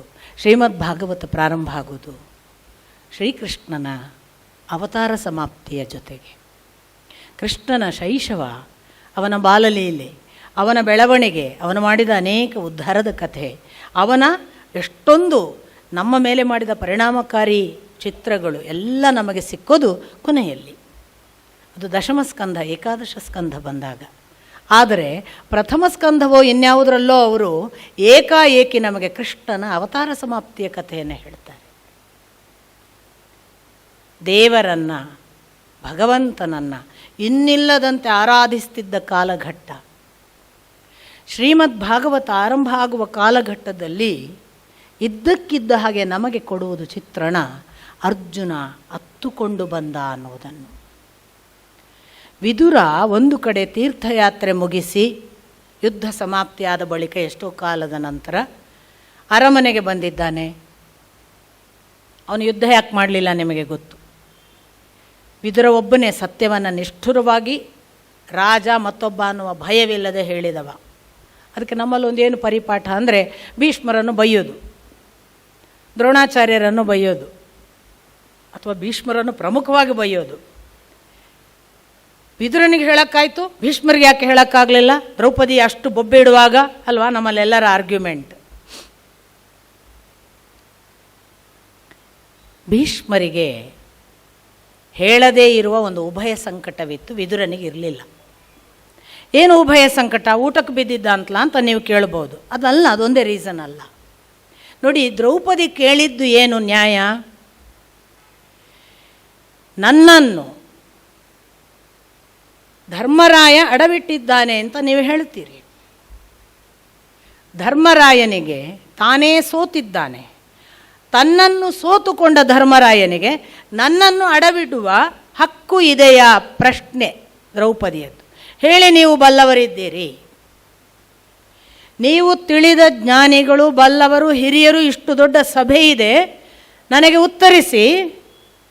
ನಾನು ಅಡವಿಡುವುದಕ್ಕೆ ಒಂದು ಅರ್ಹತೆ ಬೇಕು, ನನ್ನನ್ನು ಅಡವಿಡುವುದಕ್ಕೆ. ನಾನು ಹಾಗೆ ಅಡವಿಟ್ಟುಕೊಳ್ಳುವ ಅರ್ಹತೆಯನ್ನು ಧರ್ಮರಾಯ ಕಳ್ಕೊಂಡಿದ್ದಾನೆ. ಯಾವಾಗ? ತನ್ನನ್ನೇ ಒತ್ತೆ ಇಟ್ಟಾಗ. ತನ್ನನ್ನು ಒತ್ತೆ ಇಟ್ಟವನು, ತನ್ನನ್ನು ಮಾರಿಕೊಂಡವನು ನನ್ನನ್ನು ಹೇಗೆ ಮಾರ್ತಾನೆ ಅಥವಾ ನನ್ನನ್ನು ಹೇಗೆ ಒತ್ತೆ ಇಡ್ತಾನೆ? ನಾನು ಅವನ ಸೊತ್ತಲ್ವಲ್ಲ. ಇದು ಅವಳ ಮೂಲಭೂತ ಪ್ರಶ್ನೆ. ಇದಕ್ಕೆ ಇವ ಉತ್ತರ ಕೊಟ್ಟ ವಿದುರ, ತಪ್ಪು ಅಂತ. ಭೀಷ್ಮಾಚಾರ್ಯರಿಗೆ ಹೇಳೋಕ್ಕೇನಾಗಿತ್ತು? ಇಷ್ಟು ಬಲ್ಲವರಿದ್ದರು, ಶಾಸ್ತ್ರ ಪಾರಂಗತರು. ಶ್ರೀಕೃಷ್ಣ ಸಾಕ್ಷಾತ್ ಹೇಳಿದ್ದಾನೆ, ಏನಾದರೂ ಜ್ಞಾನ ಸೂರ್ಯ ಮುಳುಗ್ತಾನೆ, ಜ್ಞಾನ ಅನ್ನುವುದು ಇನ್ನೇನಾದರೂ ಮುಳುಗದೆ ಉಳಿಬೇಕಾದ್ರೆ ಭೀಷ್ಮಾಚಾರ್ಯರನ್ನು ಹೋಗಿ ನಮಸ್ಕರಿಸಿ ಜ್ಞಾನ ಪಡೆಯಿರಿ ಅಂತ ಕೊನೆಯಲ್ಲಿ. ಅಂಥ ಭೀಷ್ಮಾಚಾರ್ಯರನ್ನು ಕೇಳುವಾಗ ಯಾಕೆ ಹೇಳಕ್ಕೆ ಬರಲಿಲ್ಲ? ಅಂದರೆ ನಿಷ್ಕರುಣೆಯಿಂದ ಹೇಳಬೇಕು ಅಥವಾ ಕಠೋರವಾಗಿ ಹೇಳಬೇಕು, ಇದು ತಪ್ಪು ಅಂತ ಯಾಕೆ ಹೇಳಲಿಲ್ಲ? ಅದರ ಪೂರ್ವದಲ್ಲಿ ನಿಮಗೆಲ್ಲ ಸಂಭಾಷಣೆ ಗೊತ್ತಿರಬೇಕು, ಮಹಾಭಾರತ ಓದಿದರೆ. ಕರ್ಣ, ಶಕುನಿ, ದುಶ್ಯಾಸನ, ದುರ್ಯೋಧನರ ಸಂಭಾಷಣೆಯಲ್ಲಿ ಒಂದು ಮಾತು ಬರುತ್ತೆ. ದುರ್ಯೋಧನ ಹೇಳ್ತಾನೆ, ನಾವೀಗ ಒಂದು ವಿಷಯ ಸಾಧ್ಯ ಮಾಡಿಸಿಕೊಳ್ಳಬಹುದು, ಮಾಡಿಕೊಳ್ಳಬೇಕು. ಏನು? 5 ಜನ ಪಾಂಡವರಿಗೆ ಆ ದ್ರೌಪದಿ ಎನ್ನುವ ಒಬ್ಬ ಹೆಂಡತಿಯ ಜೊತೆಗೆ ಅನುಮಾನವೋ ಸಂಬಂಧ ಛೇದವೋ ಉಂಟು ಮಾಡಿದರೆ ನಾವು ಗೆದ್ದ ಹಾಗೆ ಅಂತ. ಇದು ದುರ್ಯೋಧನನ ಮಾತು. ಒಂದು ವೇಳೆ 5 ಜನರಿಗೆ ಅವಳ ಬಗ್ಗೆ ಅಭಿಪ್ರಾಯ ಬದಲಾಗದೆ ಗೆದ್ರಪ್ಪ, ಅವರು ಒಟ್ಟಿಗೆ ಇದ್ದರು. ಇನ್ನೊಂದು ಚಾನ್ಸ್ ಅವನು ಹೇಳೋದು, ದ್ರೌಪದಿಯ ಮನಸ್ಸಿನಲ್ಲಿ 5 ಜನರ ಬಗ್ಗೆ ಭಿನ್ನಾಭಿಪ್ರಾಯ ಬರುವಂತೆ ಮಾಡಬೇಕು. ಆಗ ಆ 5 ಜನರೂ ಭಿನ್ನಾಭಿಪ್ರಾಯ ಒಪ್ಪಿಕೊಂಡು ದ್ರೌಪದಿ ಒಬ್ಬಳಾಗಿ ಒಂಟಿಯಾದರೆ, ಪಂಚಪಾಂಡವರು ಬೇರೆ ಆದರೆ ಆಗಲೂ ನಾವು ಗೆಲ್ಲಬಹುದು. ಅಂದರೆ ದುರ್ಯೋಧನನ ಮೇನ್ ಟಾರ್ಗೆಟ್ ಇದ್ದದ್ದೇ ಪಂಚಪಾಂಡವರ ಮನಸ್ಸಿನಲ್ಲಿ ದ್ರೌಪದಿಯ ಬಗ್ಗೆ ವಿಷ ಬಿತ್ತುವುದು, ಅಥವಾ ದ್ರೌಪದಿಯ ಮನಸ್ಸಿನಲ್ಲಿ ಪಂಚಪಾಂಡವರ ಬಗ್ಗೆ ವಿಷ ಬಿತ್ತುವುದು. ಇದಾದರೆ ಅವನಿಗೆ ಗೊತ್ತಿತ್ತು, ಇದು ನನ್ನ ಅಪೂರ್ವ ಭೇದ, ನಾನು ಮಾಡಬಹುದಾದ ಒಳ್ಳೆಯ ಉಪಾಯ. ಆಗ ಕರ್ಣ ಬಹಳ ಚಾಣಾಕ್ಷನಾಗಿ ಉತ್ತರ ಕೊಡ್ತಾನೆ. 5 ಜನ ಗಂಡಂದಿರು ಒಬ್ಬ ಹೆಂಡತಿಯನ್ನು ಮದುವೆಯಾಗಿದ್ದಾರೆ ಅಂತಾದರೆ ಅವರೆಂದೂ ಭಿನ್ನ ಅಭಿಪ್ರಾಯ ತಳೆಯಲಿಕ್ಕೆ ಸಾಧ್ಯವೇ ಇಲ್ಲ. ಹಾಗೆಯೇ ಒಬ್ಬ ಹೆಂಡತಿ 5 ಜನ ಗಂಡಂದಿರನ್ನು ಗಂಡ ಅಂತ ಒಪ್ಪಿಕೊಂಡಿದ್ದಾಳೆ ಅಂದ ಮೇಲೆ ಅವರಲ್ಲಿ ಎಂದೂ ಅವಳು ತಪ್ಪು ತಿಳಿಯೋದಕ್ಕೆ ಸಾಧ್ಯ ಇಲ್ಲ, ಬೇರೆ ದಾರಿ ಇದ್ದರೆ ಯೋಚಿಸುವಂತ. ಈಗ ಪ್ರಶ್ನೆ ನೋಡಿ, ದ್ರೌಪದಿ ಕೇಳಿದ್ದು, ಇವರಿಗೆ ನನ್ನನ್ನು ಒತ್ತೆ ಇಡುವ ಹಕ್ಕುಂಟ ಅಂತ. ವಿದುರ ಹೇಳಿದ, ತಪ್ಪು ಅದು ಅಂತ, ಅಧರ್ಮ. ಭೀಷ್ಮಾಚಾರ್ಯರಿಗೆ ಏನು ಬಂದಿತ್ತು ಬೇನೆ ಅಂತ ಅನೇಕರ ಪ್ರಶ್ನೆ. 2 ಥರ ಉತ್ತರ ಕೊಡ್ಬೋದು ನೋಡಿ. ಭೀಷ್ಮಾಚಾರ್ಯರಿಗೆ 2 ಪಾಸಿಬಿಲಿಟಿ, ಇದು ಧರ್ಮವಾ ಇದು ಅಧರ್ಮವಾ ಅಂತ. ಏನು? ಒತ್ತೆ ಇಡುವ ಹಕ್ಕುಂಟು ಅಥವಾ ಹಕ್ಕಿಲ್ಲ, 2 ಹೇಳ್ಬೋದು, 3ನೇ ಚಾನ್ಸ್ ಇಲ್ಲ ಅಲ್ವಾ? ಆನ್ಸರ್ನಲ್ಲಿ ಇದು 2 ಚಾನ್ಸ್. ಭೀಷ್ಮಾಚಾರ್ಯರು ಒಂದು ವೇಳೆ ಹೇಳಿದ್ರು ಅಂತ ಇಟ್ಕೊಳ್ಳಿ, 5 ಜನ ಗಂಡಂದರಿಗೆ ನಿನ್ನನ್ನು ಒತ್ತೆ ಇಡುವ ಹಕ್ಕಿಲ್ಲ, ಆದ್ದರಿಂದ ನೀನು ದಾಸಿ ಅಲ್ಲ ಅಂತ ಅವರು ಹೇಳಿದರು ಅಂತ ಇಟ್ಕೊಳ್ಳಿ. 5 ಜನ ಪಾಂಡವರನ್ನು ದ್ರೌಪದಿಯಿಂದ ಬೇರೆ ಮಾಡಬೇಕಿತ್ತು ಭೀಷ್ಮಾಚಾರ್ಯರು. ಅಥವಾ ಅವರು ಹೇಳಬೇಕು, ಹೌದು ಅವರು ಮಾರಿಕೊಂಡರೂ ಕೂಡ ನಿನ್ನನ್ನು ಒತ್ತೆ ಇಡುವ ಹಕ್ಕುಂಟು ಅಂತ, 2ನೇ ಚಾನ್ಸ್. ಆಗ ದುರ್ಯೋಧನನಿಗೆ ಬಲ ಬರ್ತಿತ್ತು. ಇದು 2 ಕೂಡ ಡೇಂಜರಸ್ ಅಂತ ಭೀಷ್ಮಾಚಾರ್ಯರಿಗೆ ಗೊತ್ತಿತ್ತು. ಸಾಮಾನ್ಯರಲ್ಲ ಭೀಷ್ಮಾಚಾರ್ಯರು. ನನಗೆ ಎಂದೂ ಕೂಡ ಭೀಷ್ಮ ಹೇಳಿದ ಅಂತ ಏಕವಚನ ಹೇಳೋಕ್ಕಾಗಲ್ಲ ಅದನ್ನು ಓದಿದ ಮೇಲೆ, ಮಹಾಭಾರತವನ್ನು. ನೀವು ಯಾರೇ ಓದಿದ್ರು ಅನಿಸಿಬಿಡುತ್ತೆ, ಹುಟ್ಟುತ್ತ ಆಚಾರ್ಯರಲ್ಲ ಭೀಷ್ಮಾಚಾರ್ಯರು, ನೆನಪಿಟ್ಟುಕೊಳ್ಳಿ. ಒಬ್ಬ ಕ್ಷತ್ರಿಯ ರಾಜನ ಮಗ. ಶಾಂತನುವಿಗೆ ರಾಜ ಅಂತೇವೆ ನಾವು, ಅವನು ಅಂತೇವೆ ಅನ್ನಕ್ಕಾಗಲ್ಲ. ಅದಕ್ಕೇ ಆಚಾರ್ಯತ್ವ ಬ್ರಾಹ್ಮಣತ್ವ ಹುಟ್ಟಿನಿಂದ ಬರುವುದಲ್ಲ, ಯು ಬಿಕಮ್ ದ್ಯಾಟ್. ಭೀಷ್ಮರು ಆದರು, ಆಚಾರ್ಯರಾಗಿ ಅವರಿಗೆ ಭೀಷ್ಮಾಚಾರ್ಯ ಅಂತ ಹೆಸರು. ದ್ರೋಣರು ಆಚಾರ್ಯರೇ, ಹುಟ್ಟುತ್ತಾ ಬ್ರಾಹ್ಮಣರು ಅಥವಾ ತಪಸ್ಸಿನಿಂದ ಬ್ರಾಹ್ಮಣರು ಅವರು, ಭೀಷ್ಮರಲ್ಲ. ಆದರೆ ನಾವು ಆಚಾರ್ಯರು ಅನ್ನೋದು ಯಾಕೆ? ಆಚಾರ್ಯತ್ವದ ಎಲ್ಲ ಸಂಪತ್ತನ್ನು ಸಮಗ್ರವಾಗಿ ತನ್ನ ಜೀವನದಲ್ಲಿ ತಪೋದಾರಿಯ ಮೂಲಕ ಪಡೆದ ಹಾಗೆ ಅದ್ಭುತ ನಡೆ.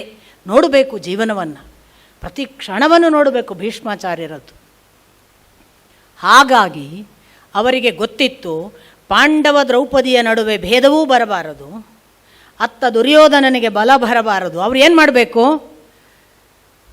ಅಡ್ಡಗೋಡೆಯ ಮೇಲೆ ದೀಪ ಇಡಬೇಕು. ಏನು ದಾರಿ? ನಮ್ಮ ಪರಂಪರೆಯಲ್ಲಿ, ಧರ್ಮಶಾಸ್ತ್ರದ ಪರಂಪರೆಯಲ್ಲಿ ಇಂಥದ್ದೊಂದು ಘಟನೆ ಇದುವರೆಗೆ ನಡೆದಿಲ್ಲ. ಅವರು ಕೊಡೋ ಉತ್ತರ ಆಗ ನಳನ ವಿಷಯದಲ್ಲಿ, ನಳದಮಯಂತಿಯ ವಿಷಯದಲ್ಲಿ ಹೀಗೆ ಆಗಿರುತ್ತೆ. ನಳನ ಸಹೋದರ ನಳನನ್ನು ಸೋಲಿಸಲಿಕ್ಕೆ ಹೀಗೆ ದ್ಯೂತಕ್ಕೆ ಕರೀತಾನೆ. ದ್ಯೂತದಲ್ಲಿ ಎಲ್ಲ ಸೋಲ್ತಾನೆ ನಳ, ಅಷ್ಟೂ ಸಂಪತ್ತನ್ನು. ಆಗ ನಳನ ಸಹೋದರನ ಕೊನೆಯ ಚಾಲೆಂಜ್, ನಿನ್ನ ಹೆಂಡತಿಯನ್ನು ಒತ್ತೆ ಇಡು ಅಂತ. ಆಗ ನಳ ಎದ್ದು ಹೋಗ್ತಾನೆ, ಒತ್ತೆ ಇಡೋದಿಲ್ಲ. ನೋಡಿ, ಇತಿಹಾಸ ಧರ್ಮವನ್ನು, ಧರ್ಮಶಾಸ್ತ್ರ ಹೇಳುವವರು ಒಂದು ಆಧಾರವನ್ನು ನೋಡ್ತಾರೆ. ಭೀಷ್ಮಾಚಾರ್ಯರು ಹೇಳ್ತಾರೆ, ಇಡೀ ಇತಿಹಾಸದಲ್ಲಿ ಧರ್ಮಶಾಸ್ತ್ರದಲ್ಲಿ ಇಂಥದ್ದೊಂದು ಇಕ್ಕಟ್ಟು ಬಂದಿಲ್ಲ, ಇದು ಪ್ರಥಮ. ಹಾಗಾಗಿ ನನಗೆ ಇದರ ಬಗ್ಗೆ ನಿರ್ಣಯ ಹೇಳುವುದು ಕಷ್ಟ ಅಂತ ಅವರು ತೂಗುದೀಪ ಆಚೆ ಈಚೆ ಅಲ್ಲ ಅನ್ನುವ ಹಾಗೆ ಅಡ್ಡ ದೀಪ ಇಡ್ತಾರೆ. ಪಾರಾಗುವುದಕ್ಕೆ ಬೇರೆ ದಾರಿ ಇರಲಿಲ್ಲ. ಭೀಷ್ಮಾಚಾರ್ಯರ ಉಭಯ ಸಂಕಟ ಊಟದ ಮಾತ್ರ ಅಲ್ಲ, ಆಮೇಲೆ ಹೀಗೆ ಹೇಳ್ಬೋದಿತ್ತಲ್ಲ, ಇದು ಉಭಯ ಸಂಕಟದ ವಿಷಯ, ಇದರ ಬಗ್ಗೆ ನಾನು ನಿರ್ಣಯ ಹೇಳಿದರೆ ಒಂದೋ ಅವ್ರ ಕಡೆಗಾಗುತ್ತೆ, ಇಲ್ಲ ಇವ್ರ ಕಡೆ ಆಗುತ್ತೆ, ಹೀಗೂ ಹೇಳ್ಬೋದಿತ್ತಲ್ಲ. ಹೇಳಿದರೆ ಇನ್ನೊಂದು ಭಯ ಇದೆ, ಏನು ಗೊತ್ತಾ?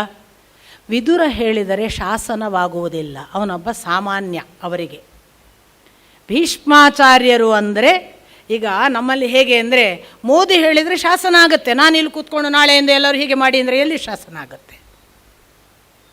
ರಾಜನಿಗೆ, ರಾಜನ ಒಳಗೆ ಇರುವ ಯಾವನೋ ಒಬ್ಬನಿಗಿರುವ ಅವನ ಅಧಿಕಾರದಿಂದ ಒಬ್ಬ ಕ್ಯಾಬಿನೆಟ್ ಮಂತ್ರಿಗೋ, ಒಬ್ಬ MP ಗೋ MLAಗೋ ಅವರವರ ಯಾವ ಜೂರಿಸ್ಟ್ರಿಕ್ಷನ್ ಇದೆ, ಅವರ ಖಾತೆ, ಆ ಖಾತೆಯಲ್ಲಿ ಅವರು ನಿರ್ಣಯ ತಗೊಂಡು ಹೇಳಿದರೆ ಅದು ಶಾಸನ, ನಾವು ಒಪ್ಕೋಬೇಕು.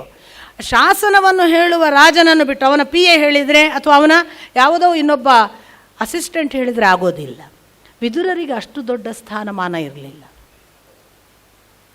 ವಿದುರನಿಗೆ ಸ್ಥಾನಮಾನ ಕೊಡದೇ ಇರಲಿಕ್ಕೆ ಪ್ರಪ್ರಥಮ ಬಾರಿಗೆ ದುರ್ಯೋಧನನೇ ಕಾರಣ ಅನ್ನುವುದು ಗೊತ್ತಿರಲಿ. ಜಾತಿ ಪರಂಪರೆಯ ಉಲ್ಲೇಖ, ಜಾತಿಯಿಂದ ಹೀನ ನಿಂದೆ ಎಲ್ಲ ಮಾಡಿದವ ರಾಜಪರಂಪರೆಯ ದುರ್ಯೋಧನ ಹೊರತು ಎಲ್ಲಿಯೂ ಕೂಡ ಇಡೀ ಮಹಾಭಾರತದಲ್ಲಿ ಜಾತಿ ನಿಂದೆ ಇಲ್ಲ, ಬರುವುದು ಎಲ್ಲಿ ಮಾತ್ರ. ಇಂಥ ಎಲ್ಲ ಆಯಾಮಗಳನ್ನು ಇಟ್ಟುಕೊಂಡು ನೋಡಿದಾಗ ಈ ಸಂದರ್ಭ ಒಂದು ಏನು ಬಂತು? ಭೀಷ್ಮಾಚಾರ್ಯರು ರಕ್ಷಿಸಲಿಲ್ಲ, ದ್ರೌಪದಿ ಗೆದ್ದಳು, ಇದೆಲ್ಲ ಒಂದು ಭಾಗ. ಅಂಥ ಎಲ್ಲ ಘಟನೆಗಳ ನಡುವೆ ನಾವು ಯಾವಾಗಲೂ ಕೂಡ ಈ ಪರೀಕ್ಷಿತ ಅನ್ನುವವ ರಾಜ ಆಗಿದ್ದ, ಆ 36 ವರ್ಷಗಳ ಕಾಲ ಅವರು ಆಳಿದ್ರು, ಈ ಎಲ್ಲ ಆಯಾಮಗಳನ್ನು ನೋಡಿಕೊಂಡು ಇದನ್ನು ನೋಡಬೇಕು.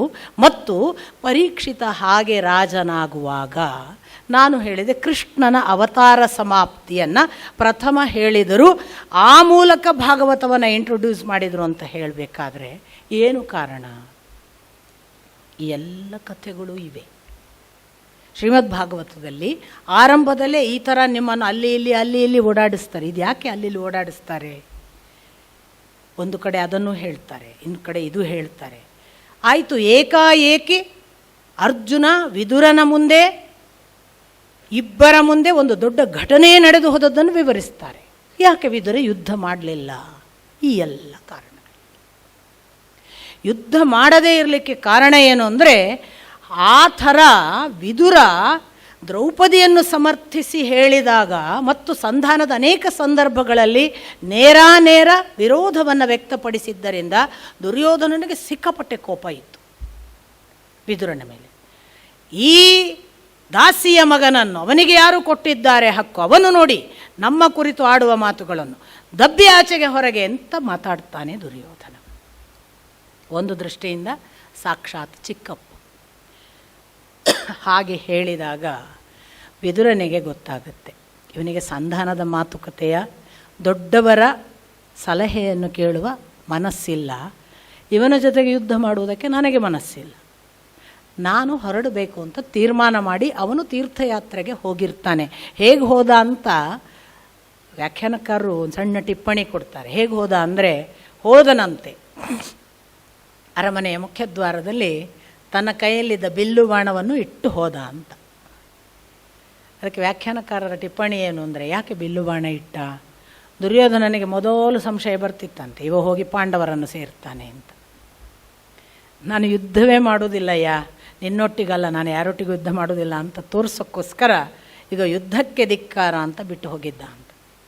ಅಂಥ ವಿದುರ ಎಲ್ಲ ತೀರ್ಥಯಾತ್ರೆ ಮುಗಿಸಿ ಬರುವಾಗ ಇಲ್ಲಿ ಯುದ್ಧವೂ ಮುಗಿದಿದೆ, ಸಿಂಹಾಸನವೂ ಆಗಿದೆ.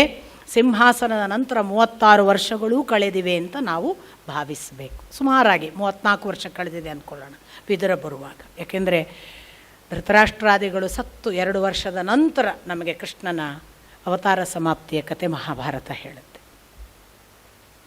ಸೊ ಇಲ್ಲಿ ಬಂದಾಗ ವಿದುರ ಮೊದಲು ನೋಡಿ ಹೇಳಿದ್ದು ಏನು ಅಂದರೆ, ಧೃತರಾಷ್ಟ್ರ, ಗಾಂಧಾರಿ ಮತ್ತು ಕುಂತಿ ಪಾಂಡವರ ಜೊತೆಗೆ ಇರ್ತಾರೆ. ವಿದುರ ಚುಚ್ಚು ಮಾತನ್ನು ಆಡ್ತಾನೆ. ಅಷ್ಟೊಂದು ಕಾಲ ಆ ಪಾಂಡವರನ್ನು ನಾಶ ಮಾಡುವುದಕ್ಕೆ ದುರ್ಯೋಧನನ ಜೊತೆಗೆ ನೀನೂ ಕೂಡ ಅನೇಕ ಸಂದರ್ಭದಲ್ಲಿ ಕೈ ಜೋಡಿಸಿದ್ದಿ, ಅವರಿಗೆ ಇನ್ನಿಲ್ಲದ ಹಿಂಸೆ ಕೊಟ್ಟಿದ್ದಿ, ಅವರು ಸಾಯಬೇಕು ನಿನ್ನ ಮಗನಿಗಾಗಿ ಎಂದು ನೀನೂ ಅಪೇಕ್ಷೆ ಪಟ್ಟಿದ್ದಿ. ಇಷ್ಟೆಲ್ಲ ದುಷ್ಟ ಕೆಲಸ ಮಾಡಿದ ಬಳಿಕವೂ ನಿನಗೆ ಅವರ ರಕ್ಷಣೆಯಲ್ಲಿದ್ದುಕೊಂಡು ಬದುಕಬೇಕು ಅನ್ನುವ ಆಶೆ ಇನ್ನೂ ಹೋಗಲಿಲ್ಲ ಅಲ್ವಾ ಅಂತ ಕೇಳ್ತಾನೆ ವಿದುರ. ಕೊನೆಯ ಕಾಲಘಟ್ಟ ಭಾರೀ ಒಂದು ಪ್ರಿಕ್ಕಾಗತ್ತೆ ಧೃತರಾಷ್ಟ್ರನಿಗೆ. ಧೃತರಾಷ್ಟ್ರ ಒಳಗಿನಿಂದ, ನಾವು ಎಷ್ಟೋ ಸಾರಿ ಹೇಳ್ತೇವಲ್ಲ, ತುಂಬ ಕೆಟ್ಟವರ ಒಳಗೊಂದು ಜೀವ ತುಂಬ ಒಳ್ಳೆಯದಿರುತ್ತೆ ಅಂತ. ಹಾಗೆ ನೋಡ್ಲಿಕ್ಕೆ ಹೋದರೆ ವೇದವ್ಯಾಸರ ಮಗ ಕೆಟ್ಟವ ಹೇಗಿರಕ್ಕೆ ಸಾಧ್ಯ? ನೀವು ಧೃತರಾಷ್ಟ್ರನ ಕೆಲವು ಘಟನೆಗಳನ್ನು ನೋಡಿದರೆ ಅಂತೂ ಎಂಥ ಒಳ್ಳೆಯವ ಅವನು, ರಾತ್ರಿ ನಿದ್ರೆ ಬರೋದಿಲ್ಲ ಅಂತ. ನಮ್ಮ ಹಾಗೆ ಅಂದರೆ ಅನೇಕರು ಈಗ ಮಾಡ್ತಾರಲ್ಲ, ಬ್ಲೂ ಫಿಲ್ಮ್ ನೋಡೋದಿಲ್ಲ ಅವನು, ಅಥವಾ ಕ್ಯಾಬರೆ ಮಾಡಿಸಿಲ್ಲ ಅವನು. ಯಾರ್ಯಾರು ಅವನಿಗೆ ರಾಜ, ಅವನಿಗೆ ಸಾಧ್ಯತೆ ಇತ್ತು, ನನಗೆ ಸುಂದರವಾದ ಹಾಡು ಕೇಳಬೇಕು, ಕೇಳಿಸಿ ಅನ್ಬಹುದಿತ್ತು. ನನಗೆ ಇನ್ಯಾವುದೋ ಬೇಡವಾದ ಪ್ರಕರಣವನ್ನು ಕೇಳಬೇಕು, ಅವರನ್ನು ಕರೆಸಿ ಅನ್ಬಹುದಿತ್ತು. ಒಳ್ಳೊಳ್ಳೆಯ ವಾಕ್ಚಾತುರ್ಯ ಇರುವ ತಮಾಷೆ ಸಂಗತಿಗಳನ್ನು, ಹಾಸ್ಯ ವೃತ್ತಿಗಳನ್ನು ಮಾಡುವಂಥವರನ್ನು ಕರೆಸಿ ಹಾಸ್ಯ ಪ್ರಸಂಗಗಳನ್ನು ನಡೆಸ್ಕೊಳ್ಬಹುದಿತ್ತು. ಅವನಿಗೆಲ್ಲ ಸಾಧ್ಯತೆ ಇತ್ತು. ಗಮನಿಸಿ, ಇವತ್ತು ನಮಗೆ ವಿದುರ ನೀತಿಯನ್ನು ಉಳಿಸಿ ಹೋದವ ಧೃತರಾಷ್ಟ್ರ. ಥ್ರೂಔಟ್ ರಾತ್ರಿ ನಿದ್ರೆ ಬರೆದಿದ್ರೆ ವಿದುರನನ್ನು ಕರೀತಿದ್ದ, ಹೇಳ್ತಿದ್ದ, ನನಗೆ ಗೊತ್ತು ಕಣಯ್ಯ, ನೀನು ತುಂಬ ಒಳ್ಳೆಯವ, ನೀನು ಮಹಾಜ್ಞಾನಿ, ನಿನ್ನಷ್ಟು ಒಳ್ಳೆಯವನೇ ನನಗೆ ಗೊತ್ತಿಲ್ಲ. ಹಾಗಾಗಿ ನನ್ನ ಈ ರಾಜವಲಯದಲ್ಲಿ ನಾನು ನಿನ್ನನ್ನಲ್ಲದೆ ಬೇರೆಯವರನ್ನು ಕರೆಯೋಲ್ಲ, ತಪ್ಪು ತಿಳಿಬೇಡ, ನನಗೆ ನಿದ್ರೆ ಬರಲ್ಲ, ನೀನು ನೀತಿ ಹೇಳು, ರಾಜನೀತಿ ಹೇಳು. ವಿದುರ ನೀತಿ ಅನ್ನೋದೇ ನಮ್ಮ ಅಪ್ಪ ಎಷ್ಟು ದೀರ್ಘವಾಗಿ ಪಾಠ ಮಾಡಿದ್ದಾರೆ ನೋಡಿ. ಎಷ್ಟು ರಾಜರಿಗೆ, ಪ್ರಜೆಗಳಿಗೆ, ಸಮಕಾಲೀನರಿಗೆ, ಮುಂದಿನವರಿಗೆ, ರಾಜಕೀಯ ಸೇರುವವರಿಗೆ ಎಲ್ಲರಿಗೂ ಅದ್ಭುತವಾದ ರಾಜನೀತಿ ಅದು ಪಾಠ ಮಾಡಿಸಿಕೊಂಡವ. ಏಕಕಾಲಕ್ಕೆ ಕಣಕ ನೀತಿಯನ್ನು ಕೇಳಿದವ, ದುಷ್ಟರಾಜರ ನೀತಿಯನ್ನು ಕೇಳಿದ್ದಾನೆ, ಎರಡನ್ನೂ ಕೇಳಿದ್ದಾನೆ ಅವನು. ಒಂದು ದೃಷ್ಟಿಯಿಂದ ರಾಜನಿಗೆ ಎರಡೂ ಗೊತ್ತಿರಬೇಕು. ನಾನು ತಪ್ಪು ತಿಳಿಬೇಡಿ, ನಾನು ಎರಡೂ ಓದುವಾಗ ಮೋದಿಯವರನ್ನು ನೆನೆದಿದ್ದೇನೆ, ಎರಡೂ ಗೊತ್ತಿತ್ತು ಅವರಿಗೆ. ಅವರಿಗೆ ಕಣಕ ನೀತಿಯೂ ಗೊತ್ತು, ವಿದುರ ನೀತಿಯೂ ಗೊತ್ತು. ನಾನು ಯಾರ ಫ್ಯಾನ್ ಅಲ್ಲ, ನಾನು ಮೋದಿ ಫ್ಯಾನ್ ಅಂತ ಭಾವಿಸಬೇಡಿ, ನಾನು ಯಾರ ಫ್ಯಾನ್ ಅಲ್ಲ, ನಾನು ಸತ್ಯವನ್ನು ಸತ್ಯ ಅಂತ ಹೇಳೋಳು. ತಪ್ಪುಗಳು ಎಲ್ಲರೂ ಮಾಡ್ತಾರೆ, ದೋಷಗಳು ಎಲ್ಲರಲ್ಲಿವೆ, ಅದು ಬೇರೆ ವಿಷಯ. ಆದರೆ ಅವರ ನಡೆ ನುಡಿ, ಅವರ ರಾಜನೀತಿ ಎಲ್ಲದರಲ್ಲೂ ಗೊತ್ತಾಗುತ್ತೆ. ಅವರು ಫಸ್ಟ್ ಕ್ಲಾಸ್ ಆಗಿ ಮಹಾಭಾರತ ಓದಿದ್ದಾರೆ. ಅವರಿಗೆ ರಾಜನೀತಿ ಗೊತ್ತು, ಅವರಿಗೆ ರಣನೀತಿ ಗೊತ್ತು, ಅವರಿಗೆ ವಿದುರ ನೀತಿ ಗೊತ್ತು, ಅವರಿಗೆ ಕಣಕ ನೀತಿಯೂ ಗೊತ್ತು. ಕಣಕ ನೀತಿ ಗೊತ್ತಿರಬೇಕು ಒಳ್ಳೆಯ ರಾಜನಿಗೆ. ಅದು ಧೃತರಾಷ್ಟ್ರ ಕೇಳಿರೋದು. ಈ ರೀತಿ ಕೇಳಿಸಿಕೊಂಡ ಧೃತರಾಷ್ಟ್ರನ ಒಳಗೆ ಅಂತತಹ ಅದ್ಭುತವಾದ ವೇದವ್ಯಾಸರ ಮಗನಿದ್ದಾನೆ. ಅವರಿಗೆ ಆ ಕ್ಷಣ ತಡೆಯೋಕ್ಕಾಗಲ್ಲ ವಿದುರ ಹೇಳಿದ ಮಾತನ್ನು. ಓ ಹೌದಲ್ಲ, ನಾನು ಆಸರೆ ಪಡೆಯುವ ಹೊತ್ತಲ್ಲ. ಹಾಗಾಗಿ ಭಾಗವತ ಹೇಳುತ್ತೆ, ಧೃತರಾಷ್ಟ್ರ ಗಾಂಧಾರಿಯನ್ನು ಮತ್ತು ಕುಂತಿ ತಾನು ಬರ್ತೇನೆ ಅಂತ ಅವಳೇ ಹೊರಡ್ತಾಳೆ. ಹೊರಟೇ ಬಿಡ್ತಾನೆ ರಾತ್ರೋರಾತ್ರಿ, ಧರ್ಮರಾಯನಿಗೂ ತಿಳಿಸೋದಿಲ್ಲ. ಹೋದದ್ದೆಲ್ಲಿಗೆ ಗೊತ್ತಿಲ್ಲ, ಕಾಡಿನಲ್ಲಿ ವಾಸ ಮಾಡ್ತೇವೆ ಅಂತ ಹೋಗಿಬಿಡ್ತಾರೆ. ಸಂಜಯನಿಗೆ ಗೊತ್ತಿಲ್ಲ. ಸಂಜಯ ಜೀವಮಾನ ಪರ್ಯಂತ ಸಾರಥಿಯಾಗಿ ಕೆಲಸ ಮಾಡಿದವ, ಬೆಸ್ಟ್ ಡ್ರೈವರ್ ಅಂತ ಸಂಜಯನಿಗೆ ಕೂಡ ಹೇಳದೆ ಹೋಗ್ತಾರೆ. ಎಲ್ಲವೂ ಆದ ಬಳಿಕ ಬೆಳಗಿನ ಹೊತ್ತು ಗೊತ್ತು ಧರ್ಮರಾಯನಿಗೆ, ಎಲ್ಲಿ ನಮ್ಮ ದೊಡ್ಡಪ್ಪ, ಎಲ್ಲಿ ನಮ್ಮ ಅಮ್ಮ, ಎಲ್ಲಿ ನಮ್ಮ ದೊಡ್ಡಮ್ಮ ಅಂತ ಕೇಳುವಾಗ ಸಂಜಯ ಮುಖ ಕೆಳಗೆ ಹಾಕಿ ಹೇಳ್ತಾನೆ, ನನಗೆ ಗೊತ್ತಿಲ್ಲ ಧರ್ಮರಾಯ, ನನಗವರು ಏನೂ ಹೇಳಿಲ್ಲ. ಆದರೆ ಅವರು ಇಲ್ಲ, ಅವರು ಎಲ್ಲಿಗೋ ಹೊರಟು ಹೋಗಿದ್ದಾರೆ, ಅವರು ರಾತ್ರೋರಾತ್ರಿ ಹೋಗಿದ್ದಾರೆ. ಇಷ್ಟು ಹೊತ್ತಿಗೆ ಅವರು ಹೋದ ನಂತರ ಅವರು ತಮ್ಮನ್ನು ತಾವು ಅಗ್ನಿಗೆ ಸಮರ್ಪಿಸಿಕೊಳ್ಳುವುದಕ್ಕೇ ಒಂದು ಅನುಸಂಧಾನ ಮಾಡಿ ಕಾಡ್ಗಿಚ್ಚಿಗೆ ಹೋಗಿ ತಾವು ತಮ್ಮನ್ನು ಮುಗಿಸಿಕೊಳ್ತಾರೆ. ಅದು ಬೇರೆ ಭಾಗ, ಅದು ಮತ್ತೆ ಅಲ್ಲಿ ಹೋಗಿಯೂ ಎಷ್ಟೋ ಕಾಲ ಇದ್ದರು, ಅದೆಲ್ಲ ಬೇರೆ ಮಾತು, ಅದು ವಿವರಣೆ ಬೇಕಾದರೆ ಮತ್ತೆ ಮಹಾಭಾರತ. ಇಲ್ಲಿ ಇಷ್ಟು ಘಟನೆ ನಡೆದಿದೆ. ಅತ್ತ ಈ ದುಃಖದಲ್ಲಿ ಧರ್ಮರಾಯ, ಅಪ್ಪ, ದೊಡ್ಡಪ್ಪ, ದೊಡ್ಡಮ್ಮ ನನ್ನಿಂದ ಏನಾದರೂ ಬೇಸರ ಪಟ್ಕೊಂಡ್ರ, ನನ್ನ ಕಾರ್ಯಕ್ರಮದಲ್ಲಿ ಏನಾದರೂ ಅವರಿಗೆ ಅಧರ್ಮ ಕಾಣಿಸಿತಾ, ನಾನೇನಾದರೂ ರಕ್ಷಣೆಯಲ್ಲಿ ದೋಷ ಮಾಡಿದ್ನ, ನನ್ನ ನೋಡಿಕೊಳ್ಳುವ ಕ್ರಮದಲ್ಲಿ ಏನಾದರೂ ಲೋಪವಾಯಿತಾ, ಹೀಗೆ ತನ್ನನ್ನು ತಾನು ಪರಾಮರ್ಶಿಸಿಕೊಂಡು ದುಃಖಿಸ್ತಾ ಇದ್ದಾನೆ. ಆ ಹೊತ್ತಿಗೆ ಅರ್ಜುನ ಮುಖ ಸಣ್ಣದು ಮಾಡಿಕೊಂಡು ವಿಷಣ್ಣನಾಗಿ ದುಃಖವನ್ನೆಲ್ಲ ಕಟ್ಟಿಕೊಂಡ ಹಾಗೆ ಇನ್ನಿಲ್ಲದ ಭಾರದ ಹೆಜ್ಜೆ ಇಟ್ಟುಕೊಂಡು ಬರ್ತಾನೆ. ತಕ್ಷಣ ಅರ್ಜುನನನ್ನು ನೋಡಿ ಧರ್ಮರಾಯ ಕೇಳ್ತಾನೆ, ಏನಾಯಿತು ಅರ್ಜುನ, ನೀನು ದ್ವಾರಕೆಗೆ ಹೋಗಿದ್ದೆ, ಹೋಗಿ ಬರುವಾಗ ಈ ಮುಖ ಯಾಕೆ, ಇಷ್ಟು ಸಪ್ಪಗಾಗಿದ್ದೆ ಯಾಕೆ, ಏನು ನಡೆಯಿತು, ನಿನ್ನನ್ನು ಯಾರಾದರೂ ಅವಮಾನಿಸಿದರಾ, ನೀನು ಯಾರಿಗಾದರೂ ನೀನು ನಿಂದೆ ಮಾಡಲಿಕ್ಕೆ ಹೋಗಿ ಅವಮಾನಕ್ಕೆ ಒಳಗಾದೆಯಾ, ಅಥವಾ ನಿನಗೆ ಆಗದಂತಹ ಯಾವುದೋ ಒಂದು ಘಟನೆ ನಡೆಯಿತಾ, ನಿನ್ನನ್ನು ಯಾರಾದರೂ ಸೋಲಿಸುವಂತಹ ಸಂದರ್ಭ ಬಂತ, ನೀನು ಯಾರನ್ನಾದರೂ ಸೋಲಿಸಿದ ಬಳಿಕ ಸೋಲಿಸಬಾರದಿತ್ತು ಅನ್ನುವ ಪಶ್ಚಾತ್ತಾಪವ, ಏನು ನಿನ್ನ ಮುಖದ ಈ ಕುರುಹುಗಳು, ನನಗೆ ಉತ್ತರ ಕೊಡು. ನಿನ್ನ ಮುಖ ನೋಡಿದರೆ ನೀನು ಯಾವ ಘಟನೆಯನ್ನು ನೋಡಿ ಬಂದ ಹಾಗೆ ಕಾಣಿಸುತ್ತದೆ, ನಿನ್ನ ಮುಖದಲ್ಲಿ ಮೊದಲಿನ ತೇಜಸ್ಸು ಇಲ್ಲ, ಕಾಂತಿ ವಿಹೀನನಾಗಿ ನಿನ್ನನ್ನು ನೋಡಲಿಕ್ಕೆ ಆಗುವುದಿಲ್ಲ, ಇಷ್ಟು ಯಾಕೆ ಬಳಲಿದ್ದಿ, ಯಾರಿಂದ ತೊಂದರೆಯಾಯಿತು, ದ್ವಾರಕೆಯಲ್ಲಿ ಎಲ್ಲರೂ ಕ್ಷೇಮವ, ಯಾದವರೆಲ್ಲ ಅವರು ಇವರು ಎಲ್ಲರ ಹೆಸರು ಹೇಳಿ ಕೇಳ್ತಾನೆ, ವಸುದೇವ ಕ್ಷೇಮವ ಅಥವಾ ದೇವಕಿ ಕ್ಷೇಮವ, ಕೃಷ್ಣನ ಪರಿವಾರ ಕ್ಷೇಮವ, ಕುಟುಂಬ ಕ್ಷೇಮವ, ಯದುವಂಶೀಯರ ನಮ್ಮ ಸಂಬಂಧಪಟ್ಟವರೆಲ್ಲ ಕ್ಷೇಮ, ಎಲ್ಲ ಪ್ರಶ್ನೆಗಳನ್ನು ಕೇಳ್ತಾನೆ ಧರ್ಮರಾಯ. ಅರ್ಜುನ ಉತ್ತರ ಕೊಡ್ತಾನೆ, ಅಣ್ಣ, ನಾನು ದ್ವಾರಕೆಯಿಂದ ಎಲ್ಲವನ್ನು ಕಳೆದುಕೊಂಡು ಈಗ ನಿನ್ನ ಬಳಿಗೆ ಬರುತ್ತಿದ್ದೇನೆ. ನಾನು ಅಥವಾ ನಾವೆಲ್ಲರೂ ತಿಳಿದಿದ್ದ ಆ ಕೃಷ್ಣ ಇನ್ನಿಲ್ಲ ಅಣ್ಣ. ನಾನು ನನ್ನ ಜೀವನದ ಸಕಲ ಕೆಲಸಗಳನ್ನು ನಾನೇ ಮಾಡಿದ್ದೆ ಎಂದು ಭಾವಿಸಿದ್ದೆ, ನನ್ನ ಗಾಂಡೀವದಿಂದ ನಾನು ಗೆದ್ದಿದ್ದೇನೆ ಎಂದು ನನ್ನ ನಂಬಿಕೆ ಇತ್ತು, ಪಾಶುಪತವೇ ನನಗೆ ಬಲ ಎಂದು ನಾನು ಭರವಸೆಯನ್ನು ತಳೆದಿದ್ದೆ, ನನ್ನ ಮುಂದೆ ಇನ್ನೊಬ್ಬ ವೀರರಿಲ್ಲ, ಯೋಧರಿಲ್ಲ ಎಂದು ಹೆಮ್ಮೆ ಪಟ್ಟುಕೊಂಡಿದ್ದೆ. ಅಂಥ ನಾನು ಕೃಷ್ಣನಿಲ್ಲದ ಈ ಕ್ಷಣದಲ್ಲಿ ಬಹಳ ದೊಡ್ಡ ಸೊನ್ನೆ, ನನ್ನಲ್ಲಿ ಏನೂ ಇಲ್ಲ ಎನ್ನುವುದು ನನಗೆ ಈಗ ಗೊತ್ತಾಯಿತು ಅಣ್ಣ. ಅಣ್ಣ, ನನಗೆ ಕೃಷ್ಣ ಮೋಸ ಮಾಡಿದ, ನನ್ನನ್ನು ನಡುದಾರಿಯಲ್ಲೂ ಬಿಟ್ಟು ಹೋಗಿದ್ದಾನೆ ಅಣ್ಣ. ಕೃಷ್ಣ ಇನ್ನೆಂದೂ ನಾವು ಕರೆದರೆ ಬಾರದ ಲೋಕಕ್ಕೆ ನಡೆದು ಬಿಟ್ಟಿದ್ದಾನೆ ಅಣ್ಣ.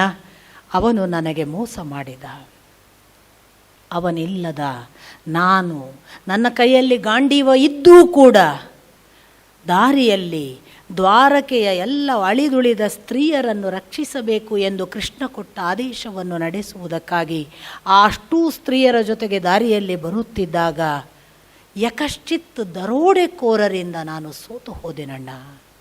ನನಗೆ ಆ ದರೋಡೆಕೋರರನ್ನು ರಕ್ಷಿಸುವುದಕ್ಕಾಗಲಿಲ್ಲ. ಅಂತಹ ದರೋಡೆಕೋರರಿಂದ ನಾಶವಾಗಿ ಯದುಕುಲದ ಸ್ತ್ರೀಯರನ್ನೂ ಕಳೆದುಕೊಂಡು, ಅಳಿದುಳಿದ ರಾಜರುಗಳನ್ನೂ ಕಳೆದುಕೊಂಡು, ಇಡೀ ಯದುವಂಶದಲ್ಲಿ ಯಾರೂ ಇಲ್ಲ, ಒಬ್ಬ ವಜ್ರ ಅನ್ನುವ ಮೊಮ್ಮಗನನ್ನು ಮಾತ್ರ ಪಟ್ಟಾಭಿಷಿಕ್ತನನ್ನಾಗಿಸಬಹುದಾದ ಅವಸ್ಥೆಯಲ್ಲಿ ನಾನು ಇಲ್ಲಿಗೆ ಬಂದಿದ್ದೇನೆ ಅಣ್ಣ. ನನಗೆ ಈಗ ಗೊತ್ತಾಗಿದೆ, ಯಾವ ಯುದ್ಧವನ್ನು ನಾನು ಗೆದ್ದಿಲ್ಲ, ಯಾವ ಪಾಶುಪತ, ಯಾವ ಗಾಂಡಿವೂ ಕೂಡ ನನ್ನ ಬಲವಲ್ಲ. ನನಗಿದ್ದ ಬಲ ಶ್ರೀಕೃಷ್ಣ ಮಾತ್ರ. ಇಂದು ಅವನಿಲ್ಲದೆ ನಾನು ಸಂಪೂರ್ಣ ದುರ್ಬಲನಾಗಿದ್ದೇನೆ. ನಾನು ಈಗ ಒಂದು ದೊಡ್ಡ ಸೊನ್ನೆ. ನನಗೆ ಕೃಷ್ಣನಿಲ್ಲದ ಈ ಅವಸ್ಥೆಯಲ್ಲಿ ನಾನು ಖಾಲಿ ಎಂದು ಗೊತ್ತಾಗಿದೆ ಅಣ್ಣ. ಅಣ್ಣ, ನನಗೆ ಕೃಷ್ಣ ಮೋಸ ಮಾಡಿದ್ದಾನೆ, ಅವನು ನಮ್ಮನ್ನು ಬಿಟ್ಟು ಹೋಗಿದ್ದಾನೆ, ನಾವೀಗ ಅವನಿಲ್ಲದ ಅನಾಥರು ಅಂತ ಅಳುವುದೇ ಶ್ರೀಮದ್ ಭಾಗವತದ ಆರಂಭ. ನಿಮಗೆ ಗೊತ್ತಿರಲಿಕ್ಕೆ ಸಾಕು, ಧರ್ಮರಾಯ ಒಂದೇ ಒಂದು ಹೆಜ್ಜೆಯನ್ನು ಕೃಷ್ಣನಿಲ್ಲದೆ ಇಟ್ಟಿಲ್ಲ. ಇಡೀ ಮಹಾಭಾರತ ಓದಿದರೆ ಗೊತ್ತಾಗುತ್ತೆ. ಎಷ್ಟೋ ಸಂದರ್ಭಗಳಲ್ಲಿ ಕೃಷ್ಣನಿಲ್ಲದೆ ಅರ್ಜುನ ನಡೆದದ್ದು ಗೊತ್ತುಂಟು ನಮಗೆ. ಎಷ್ಟೋ ಸಂದರ್ಭದಲ್ಲಿ ಭೀಮ ಕೂಡ ಅರ್ಜುನನ ಹಾಗೆ ಕೃಷ್ಣನನ್ನು ಉಲ್ಲಂಘಿಸಿ ನಡೆದಿದ್ದಾನೆ ಎಷ್ಟೋ ಸಾರಿ. ಭೀಮ ಅಂತೂ ಮಹಾನಾರಾಯಣಾಸ್ತ್ರ ಪ್ರಯೋಗ ಆದಾಗ ಯಾರೂ ಅಸ್ತ್ರಶಸ್ತ್ರ ಎತ್ತಬೇಡಿ, ರಥದಿಂದ ಕೆಳಕ್ಕೆ ಇಳಿಯಿರಿ ಅಂತ ಕೃಷ್ಣ ಒಂದು ಆದೇಶ ಕೊಡ್ತಾನೆ. ಈಗ ನಾವು ಯಾರಾದರೂ ಅಸ್ತ್ರಶಸ್ತ್ರ ಎತ್ತಿದರೆ ಮಹಾನಾರಾಯಣಾಸ್ತ್ರದ ಪ್ರಬಲ ಶಕ್ತಿ ಏನು ಅಂದರೆ ಅದು ಅಸ್ತ್ರಶಸ್ತ್ರ ಎತ್ತಿದ ಯಾರನ್ನೂ ಇಡೋಲ್ಲ, ಕೊಂದುಬಿಡತ್ತೆ. ಯಾರು ಅಸ್ತ್ರಶಸ್ತ್ರ ಎತ್ತದೆ ರಥದಿಂದ ಕೆಳಗಿಳಿದು ನಿನಗೆ ಶರಣು ಅಂದವರನ್ನು ಮುಟ್ಟಲ್ಲ. ಅದು ಕೃಷ್ಣನಿಗೆ ಗೊತ್ತಿತ್ತು ಆ ಗುಟ್ಟು. ಕೃಷ್ಣ ಹೇಳ್ತಾನೆ, ಅಷ್ಟು ಜನ ಇಳೀರಿ, ಅದರ ಮುಂದೆ ಯುದ್ಧ ಬೇಡ ಅಂತ. ಆದರೆ ಭೀಮ, ಕೃಷ್ಣ ಹೇಡಿಗಳ ಹಾಗೆ ಮಹಾನಾರಾಯಣಾಸ್ತ್ರ ಬಿಟ್ಟಿದೆ ಅನ್ನುವ ಕಾರಣಕ್ಕೆ ಹೆದರಿ ಇಳಿಯಲಿಕ್ಕೆ ಹೇಳ್ತೀಯಾ, ನಾನು ಯುದ್ಧ ಮಾಡ್ತೇನೆ ಅಂತಾನೆ. ಇಳಿಯೋದಿಲ್ಲ. ಅವನು ಇಳಿಯೋದಿಲ್ವಲ್ಲ ಅಂತ ಅವನ ರಕ್ಷಣೆಗೆ ಅರ್ಜುನನು ತನ್ನ ಬಾಣ ಪ್ರಯೋಗ ಸ್ಟಾರ್ಟ್ ಮಾಡ್ತಾನೆ. ಯಾಕಂದ್ರೆ ಅವನಿಗೆ ರಕ್ಷಣೆ ಬೇಕು ಅಂತ ಜೋರು ಮಾಡಿ ಇಳಿಸಬೇಕಾಗತ್ತೆ ಕೃಷ್ಣ. ಅಲ್ಲಿಯವರೆಗೆ ಕೃಷ್ಣನನ್ನು ಬೇರೆಯವರೆಲ್ಲ ಉಲ್ಲಂಘನೆ ಮಾಡಿದ್ದು ಗೊತ್ತಾಗತ್ತೆ. ಧರ್ಮರಾಯ ಅವ ಹೇಳಿದ ಕ್ಷಣ ಹೇಳಿದ್ದನ್ನು ಪ್ರಶ್ನಾತೀತವಾಗಿ ಮತ್ತು ಅವನು ಹೇಳುವ ಮೊದಲು ಅವನನ್ನೇ ಕೇಳಿ ಮಾಡಿದ್ದು ಧರ್ಮರಾಯ. ಅಂತ ಧರ್ಮರಾಯ ತಕ್ಷಣ ಒಂದು ನಿರ್ಣಯ ಮಾಡ್ತಾನೆ. ಏನು ಮಾತು ಹೇಳುತ್ತೆ ಅರ್ಜುನ? ಕೃಷ್ಣನಿಲ್ಲವೇ? ಕೃಷ್ಣನಿಲ್ಲದ ಅರೆ ಕ್ಷಣ ನನಗೆ ಈ ಸಿಂಹಾಸನ ಬೇಡ, ಈ ರಾಜ ಪದವಿ ಬೇಡ, ಈ ಭೋಗ ಬೇಡ, ಈ ಸಾಮ್ರಾಜ್ಯ ಬೇಡ, ಈ ಸಂಪತ್ತು ಬೇಡ. ನಾನು ಇನ್ನು ಅರೆ ಕ್ಷಣ ಯಾರ ಮನೆಯಲ್ಲಿ ಇರುವುದಿಲ್ಲ ಅಂತ ಯೋಗ ಮಾರ್ಗಕ್ಕೆ ಹೊರಟೇ ಬಿಡ್ತಾನೆ. ಅಲ್ಲಿಂದ ಸ್ವರ್ಗಾರೋಹಣ. ಅವನು ಹೊರಟಾಗ ಎಂಥ ತಮ್ಮಂದರು ಅಂದರೆ, ನನಗೆ ಸಿಕ್ತಲ್ಲ ಪಟ್ಟ ಅಂತ ನಾವಾದರೆ ಕೂತ್ಕೊಂಡು ಬಿಡ್ತಿತ್ತು. ಹೋದರೆ ಹೋಗಲಿ ಅಣ್ಣ, ಅವನಿಗೆ ಆಗಲೇ ಏನೋ ವೈರಾಗ್ಯ ಮೊದಲಿಂದ ಮಾತಾಡ್ತಿದ್ದ, ಎಲ್ಲಿ ಯುದ್ಧನೂ ಮಾಡಿಲ್ಲ, ನಾವೇ ಯುದ್ಧ ಮಾಡಿದ್ದು, ಸುಮ್ಮನೆ ಅವನ ಹೆಸರಲ್ಲಿ ಗೆದ್ದ ಹಾಗೆ. ನಾವು ಗಾಂಧಿಗಂತೇವಲ್ಲ, ಹೋರಾಟ ಮಾಡಿದ್ದೆಲ್ಲ ಬೇರೆಯವರು, ಗಾಂಧಿ ತಾನು ಕ್ರೆಡಿಟ್ ತೊಗೊಂಡ್ರು ಅಂತ. ಸ್ವಾಮಿ ಯಾವಾಗಲೂ ಹಾಗೆ, ದೊಡ್ಡವರು ಹೋರಾಟ ಮಾಡೋದಿಲ್ಲ, ಆದರೆ ದೊಡ್ಡವರಿಗೆ ಹೆಸರು ತಾನಾಗಿ ಬರುತ್ತೆ. ಧರ್ಮರಾಯನಿಗೆ ಒಂದು ಸಂದರ್ಭದಲ್ಲಿ ಅರ್ಜುನನೇ ಬೈತಾನೆ, ನೀನೇನು ಹೋರಾಟ ಮಾಡಿದ್ದಿ? ನಾನು ಭೀಮರಲ್ಲ, ನೀನು ಬರೇ ಬಾಯಲ್ಲಿ ಬಡಾಯಿ, ನಿನ್ನದು ಬರೇ ಧರ್ಮ. ಯುದ್ಧ ಮಾಡಿದ್ದು, ಗೆದ್ದದ್ದು, ಎಲ್ಲರನ್ನು ಸೋಲಿಸಿದ್ದು, ರಾಜಕ್ಕೆ ಕಾರಣವಾದದ್ದು, ರಾಜಕೀಯ ಪದವಿ ಪಡೆಯಬಹುದಾದ ಸಿಂಹಾಸನಕ್ಕೆ ಪರಿಶ್ರಮ ಪಟ್ಟದ್ದು ಎಲ್ಲವೂ ನಾವು. ನೀನೇನು ಮಾಡಿದ್ದಿ? ಪಾಶುಪತಾಸ್ತ್ರವನ್ನು ಕಡಿಮೆ ಮಾಡಿ ಮಾತನಾಡಿದರೆ ಅವರನ್ನು ನಾನು ಕೊಲ್ತೇನೆ ಅಂತ ಒಂದು ಶಪಥ ತಗೊಂಡಿದ್ದ ಅರ್ಜುನ. ಕರ್ಣನ ಮುಂದೆ ಭೀಮನನ್ನು ಬಿಟ್ಟು ಅರ್ಜುನ ಮತ್ತು ಕೃಷ್ಣ ಶಿಬಿರಕ್ಕೆ ಬರ್ತಾರೆ ಧರ್ಮರಾಯನ ಭೇಟಿಗೆ. ಸಿಕ್ಕಾಪಟ್ಟೆ ಭಯ ಇತ್ತು ಧರ್ಮರಾಯನಿಗೆ, ಸಾಕ್ಷಾತ್ ಕೃಷ್ಣನಿಗೂ ಇತ್ತು. ನಿಮಗೆ ಗೊತ್ತಾಗುತ್ತೆ, ಕರ್ಣನನ್ನು ಗೆಲ್ಲುವುದು ಸುಲಭ ಅಲ್ಲ ಅಂತ ಗೊತ್ತಿತ್ತು, ಇಬ್ಬರಿಗೂ ಗೊತ್ತಿತ್ತು. ಕೃಷ್ಣನಿಗೂ ಗೊತ್ತಿತ್ತು, ಧರ್ಮರಾಯನಿಗೂ ಗೊತ್ತಿತ್ತು. ಧರ್ಮರಾಯ ಸಿಕ್ಕಾಪಟ್ಟೆ ಬೈತಾನೆ ಅರ್ಜುನನನ್ನು. ಯಾಕೆ ಬಂದಿದ್ದಿ ಭೀಮ ಒಬ್ಬನನ್ನು ಬಿಟ್ಟು? ಆ ಕರ್ಣನ ಮುಂದೆ ನಿಲ್ಲದೆ ನನ್ನ ಬಳಿ ಬರುವ ಅವಶ್ಯಕತೆ ಏನಿತ್ತು? ನಿನ್ನದೆಂಥ ಪಾಶುಪತಾಸ್ತ್ರ? ಹೀಗೆ ಕಂಡಾಪಟ್ಟೆ ಬೈತಾನೆ. ಶಪಥ ಏನು? ಪಾಶುಪತಾಸ್ತ್ರವನ್ನು ಅವಮಾನಿಸಿದವರನ್ನು ನಾನು ಕೊಲ್ತೇನೆ ಅಂತ. ಈಗೇನು ಮಾಡಬೇಕು? ಖಡ್ಗ ಎತ್ತಿ ಬಿಡ್ತಾನೆ. ಕೃಷ್ಣ ನೋಡ್ತಾನೆ, ಏನು ಕತೆ ನಿಂದು? ನನ್ನ ಶಪಥವಿದೆ, ಪ್ರತಿಜ್ಞೆ. ಪಾಶುಪತಾಸ್ತ್ರವನ್ನು ಯಾರಾದರೂ ಅವಮಾನಿಸಿದರೆ ನಾನು ಕೊಲ್ತೇನೆ ಅಂತ ಪ್ರತಿಜ್ಞೆ ಮಾಡಿದ್ದೇನೆ. ಕೃಷ್ಣ ಹೇಳ್ತಾನೆ, ಹೌದಲ್ವಾ, ನಿನ್ನ ಶಪಥ ಆಗಬೇಕು, ಆದರೆ ಹೀಗಲ್ಲ, ಅದಕ್ಕೆ ಬೇರೆ ದಾರಿ ಉಂಟು ಅಂದ ಕೃಷ್ಣ. ಏನು? ನಾನು ಉಪಕಥೆಗಳನ್ನು ಹೇಳೋದು, ಇವೆಲ್ಲ ಸುಂದರವಾಗಿವೆ ಅಂತ. ತಕ್ಷಣ ಏನು? ಕೊಲ್ಲುವುದಕ್ಕೆ ಒಂದೇ ದಾರಿ ಅಲ್ಲ, ಎರಡು ದಾರಿ ಉಂಟು. ಒಂದು ಕಡದೆ ಬಿಡೋದು, ಇನ್ನೊಂದು ನಿಲ್ಲಿಸಿ ಹೀನಾಯ ಮಾನಾಯ ಅವಮಾನ ಮಾಡೋದು. ಮನುಷ್ಯನನ್ನು ಅವಮಾನ ಮಾಡಿದರೆ ಕೊಂದ ಹಾಗೆ. ಸಾರ್ವಜನಿಕವಾಗಿ ಅಥವಾ ಎದುರಿಗೆ ನಿಲ್ಲಿಸಿ ಕಠೋರ ಶಬ್ದಗಳಿಂದ ಆಡಬಾರದ ಮಾತುಗಳನ್ನು ಆಡಿದರೆ ಆಡಿಬಿಟ್ಟ. ಅದಕ್ಕೆ ಅರ್ಜುನ ಆಡಕ್ಕೆ ಶುರು ಮಾಡ್ತಾನೆ ಕಂಟಿನ್ಯೂಸ್ ಆಗಿ. ನೀನೇನು ಮಾಡಿದ್ದೀನಿ, ನಿನಗೇನು ಗೊತ್ತು, ಯುದ್ಧ ಮಾಡಿದ್ಯಾ, ನಾವಲ್ಲ ಆಗಿದ್ದ ಎಲ್ಲ ಆಯಿತು, ಅವಮಾನ ಅವಮಾನ ಅವಮಾನ ಆಯ್ತಲ್ಲ, ಶಪಥ ತೀರಿತಲ್ಲ, ಧರ್ಮರಾಯನನ್ನು ಕೊಂದ ಹಾಗೆ ಆಯಿತು ಅಂತ ಕೃಷ್ಣ ಹೇಳೋದ್ರೊಳಗೆ ಅರ್ಜುನ ಹೌದು ಅಂತಂದ. 2 ಅರಕ್ಷಣದಲ್ಲಿ ಮತ್ತೆ ಖಡ್ಗ ತೆಗೆದ. ಯಾಕೆ? ಅಣ್ಣನನ್ನು ಅವಮಾನಿಸುವುದು ಧರ್ಮವಲ್ಲ, ನಾನು ಆ ತಪ್ಪು ಮಾಡಿದ್ದೇನೆ, ನಾನೇ ಸಾಯ್ತೇನೆ. ಪುನಃ ಎತ್ತಿದ. ಓ, ನೀನೇ ಸಾಯ್ಲಿಕ್ಕೂ 2 ದಾರಿ ಉಂಟು ಅಂದ ಕೃಷ್ಣ. ಏನು? ಒಂದು ನಾನು ಕೊಡ್ಕೊಳ್ಳೋದು, ಎರಡನೇದು ಭಾರೀ ಹೊಗಳಿಕೊಳ್ಳೋದು. ನಾನು ಅಂದರೆ ಹಾಗೆ, ನಾನು ಅಂದರೆ ಹೀಗೆ ಮಾಡ್ತಾರಲ್ಲ ಅನೇಕರು. ನಾನು ಸಾಮಾನ್ಯ ಅಲ್ಲ, ನಾನು 10 ಪುಸ್ತಕ ಬರೆದೇನೆ, ಭಾಗವತದ ಮೇಲೆ ಬರೆದೇನೆ, ಶ್ರೀಕೃಷ್ಣನ ಬಗ್ಗೆ ಎಲ್ಲ ನನ್ನ ಪುಸ್ತಕಗಳುಂಟು, ನೀವು ಓದಿಲ್ವಾ? ಆತ್ಮಸ್ತುತಿ ಮಾಡಿದರೆ ಆಯಿತು, ಸತ್ತ ಹಾಗೆ. ಮಾಡಬಾರದು. ಕೊಲೆ ಬೇರೆಯವರು ಮಾಡೋದಲ್ಲ, ನಮ್ಮನ್ನು ನಾವು ಕೊಂದ ಹಾಗೆ ಮಾಡಬಾರ್ದು. ಅತಿಯಾಗಿ ನಾನು ಅನ್ನಬಾರ್ದು. ಕೃಷ್ಣ ಹೇಳಿದ ಹೊಗಳಿಕೋ, ಎಷ್ಟು ಬೇಕೋ ಅಷ್ಟು ಹೊಗಳಿಕೋ. ಅರ್ಜುನ ಹೇಳಿದ ನನ್ನಿಂದ ಯುದ್ಧ, ನನ್ನದೇ ಬಲ, ನಾನಲ್ಲದಿದ್ದರೆ ಇವರ್ಯಾರು, ಯಾರನ್ನು ಕೂಡ ನನ್ನ ಮುಂದೆ ನಿಲ್ಲಿಸಿದರೆ ನಾನು ಕೊಂದೇ ಬರ್ತೇನೆ, ನನ್ನ ಪಾಶುಪತ ಅಂತಹದ್ದು, ನಾನು ಅಂಥಂಥ ತಪಸ್ಸು ಮಾಡಿದ್ದೇನೆ, ಶಿವನನ್ನು ಗೆದ್ದಿದ್ದೆ, ಎಲ್ಲ ತನ್ನನ್ನು ಹೊಗಳಿಕೊಂಡ. ಮುಗೀತು, ಆಯ್ತಲ್ಲ ಶಪಥ. ಎರಡೂ ಒಳ್ಳೆಯದಾಯಿತು. ಒಂದು ಕಡೆ ಅದೂ ತೀರಿತು, ಇದು ತೀರಿತು, ಹೀಗೆಲ್ಲ ಪರಿಹರಿಸಿದ್ದಾನೆ ಕೃಷ್ಣ. ಅರ್ಜುನನ ಈ ಒಡನಾಟದ ಮಧ್ಯೆ ಇಂಥ ಯಾವ ವಿರಸ ಭಂಗ ದಾರಿಗಳೇ ಇಲ್ಲದೆ ಬಹಳ ಬಹಳ ಬಹಳ ಭಕ್ತಿಯಿಂದ ಇವನಲ್ಲದೆ ಅನ್ಯರಿಲ್ಲ ಅಂತ ಏಕಚಿತ್ತದಿಂದ ಪ್ರಶ್ನಾತೀತವಾಗಿ ಒಪ್ಪಿಕೊಂಡವ ಧರ್ಮರಾಯ ಮಾತು. ಅವನಿಗೆ ಈಗ ಇನ್ನಿಲ್ಲದ ದುಃಖ ಎದ್ದು ಹೋದ. ನಾನೇ ರಾಜ ಅಂತ ಈಗ ಅರ್ಜುನ ಕೂತ್ಕೊಳ್ಳಿಲ್ಲ. ಕ್ರೆಡಿಟ್ ತೆಗೆದುಕೊಂಡದ್ದು ಗಾಂಧಿ, ಉಳಿದವರೆಲ್ಲ ಹೋರಾಟ ಮಾಡಲಿಲ್ಲ ಅನ್ನುವ ಹಾಗೆ ಒಂದು ಸರಿ ಪಾಂಡವರ ಕಡೆ ನೋಡಿ, ಕ್ರೆಡಿಟ್ ತಗೊಂಡದ್ದೆಲ್ಲ ಧರ್ಮರಾಯ, ರಾಜ ಆದದ್ದು ಸಿಂಹಾಸನ ತಗೊಂಡದ್ದೆಲ್ಲ ಧರ್ಮರಾಯ, ಹೋರಾಟ ಮಾಡಿದ್ದು ಅರ್ಜುನ, ಹೋರಾಟ ಮಾಡಿದ್ದು ಒಬ್ಬ ಭೀಮ, ತಾನೇ ಪ್ರಾಣ ಕೊಟ್ಟದ್ದು ಅಭಿಮನ್ಯು, ಆ ಅಭಿಮನ್ಯುನ ಸಾಯ್ಲಿಕ್ಕೆ ಬಿಟ್ಟಿದ್ದ ಈ ಧರ್ಮರಾಯ ಅನ್ಬೋದಲ್ವಾ? ಅನ್ನುವ ಹಾಗಿಲ್ಲ. ಅದೇ ಗಾಂಧಿ, ಅದೇ ಧರ್ಮರಾಯ. ಸ್ವಲ್ಪ ಯೋಚನೆ ಮಾಡಿ, ಎಲ್ಲ ಪೂರ್ವದ ಜೊತೆಗೆ ಇಟ್ಟುಕೊಂಡು. ಎಲ್ಲರ ಹೋರಾಟದ ಫಲವೇ ಒಬ್ಬ ಗೆಲ್ಲುವುದು. ಎಲ್ಲರ ಹೋರಾಟ ಇದೆ ಅಂತಲೇ ಸಮಷ್ಟಿಯ ಎಲ್ಲರ ಪ್ರಯತ್ನದ ಫಲವೇ ಒಬ್ಬ ಗಾಂಧಿ, ಸಮಷ್ಟಿ ಹೋರಾಟದ ಫಲವೇ ಒಬ್ಬ ಧರ್ಮರಾಯ. ಆದರೆ ಧರ್ಮರಾಯನನ್ನು ಗಾಂಧಿಯನ್ನು ಅಲ್ಲಗಳೆದ್ರೆ ಏನುಂಟು? ಬೇರೇನೂ ಆಗಿಬಿಡ್ತದೆ. ಇತಿಹಾಸ ತಿರುಚಿದ ಹಾಗೆ, ಅದನ್ನು ಆಗದ ಹಾಗೆ, ಧರ್ಮರಾಯನ ನಡೆಗೆ ಒಂದಿಷ್ಟು ಚ್ಯುತಿ ಬರದ ಹಾಗೆ. ಗಾಂಧಿ ಹೋದ್ರ ನಾವು ಹೋಗ್ತೇವೆ ಅನ್ನಬೇಕಿತ್ತು ಜೊತೆಗಿದ್ದವರು. ವಾಸ್ತವಿಕ ಕಾಂಗ್ರೆಸ್ ಡಿಸಾಲ್ವ್ ಮಾಡಿದ್ರು ಅವರು. ನನಗೆ ಸಿಂಹಾಸನ ಬೇಡ ಅಂದರು. ನಾನು ಯಾವುದೇ ಹೋರಾಟ ಮಾಡಿದ್ದು ನಾಯಕತ್ವ ಅಲ್ಲ ಅಂದರು.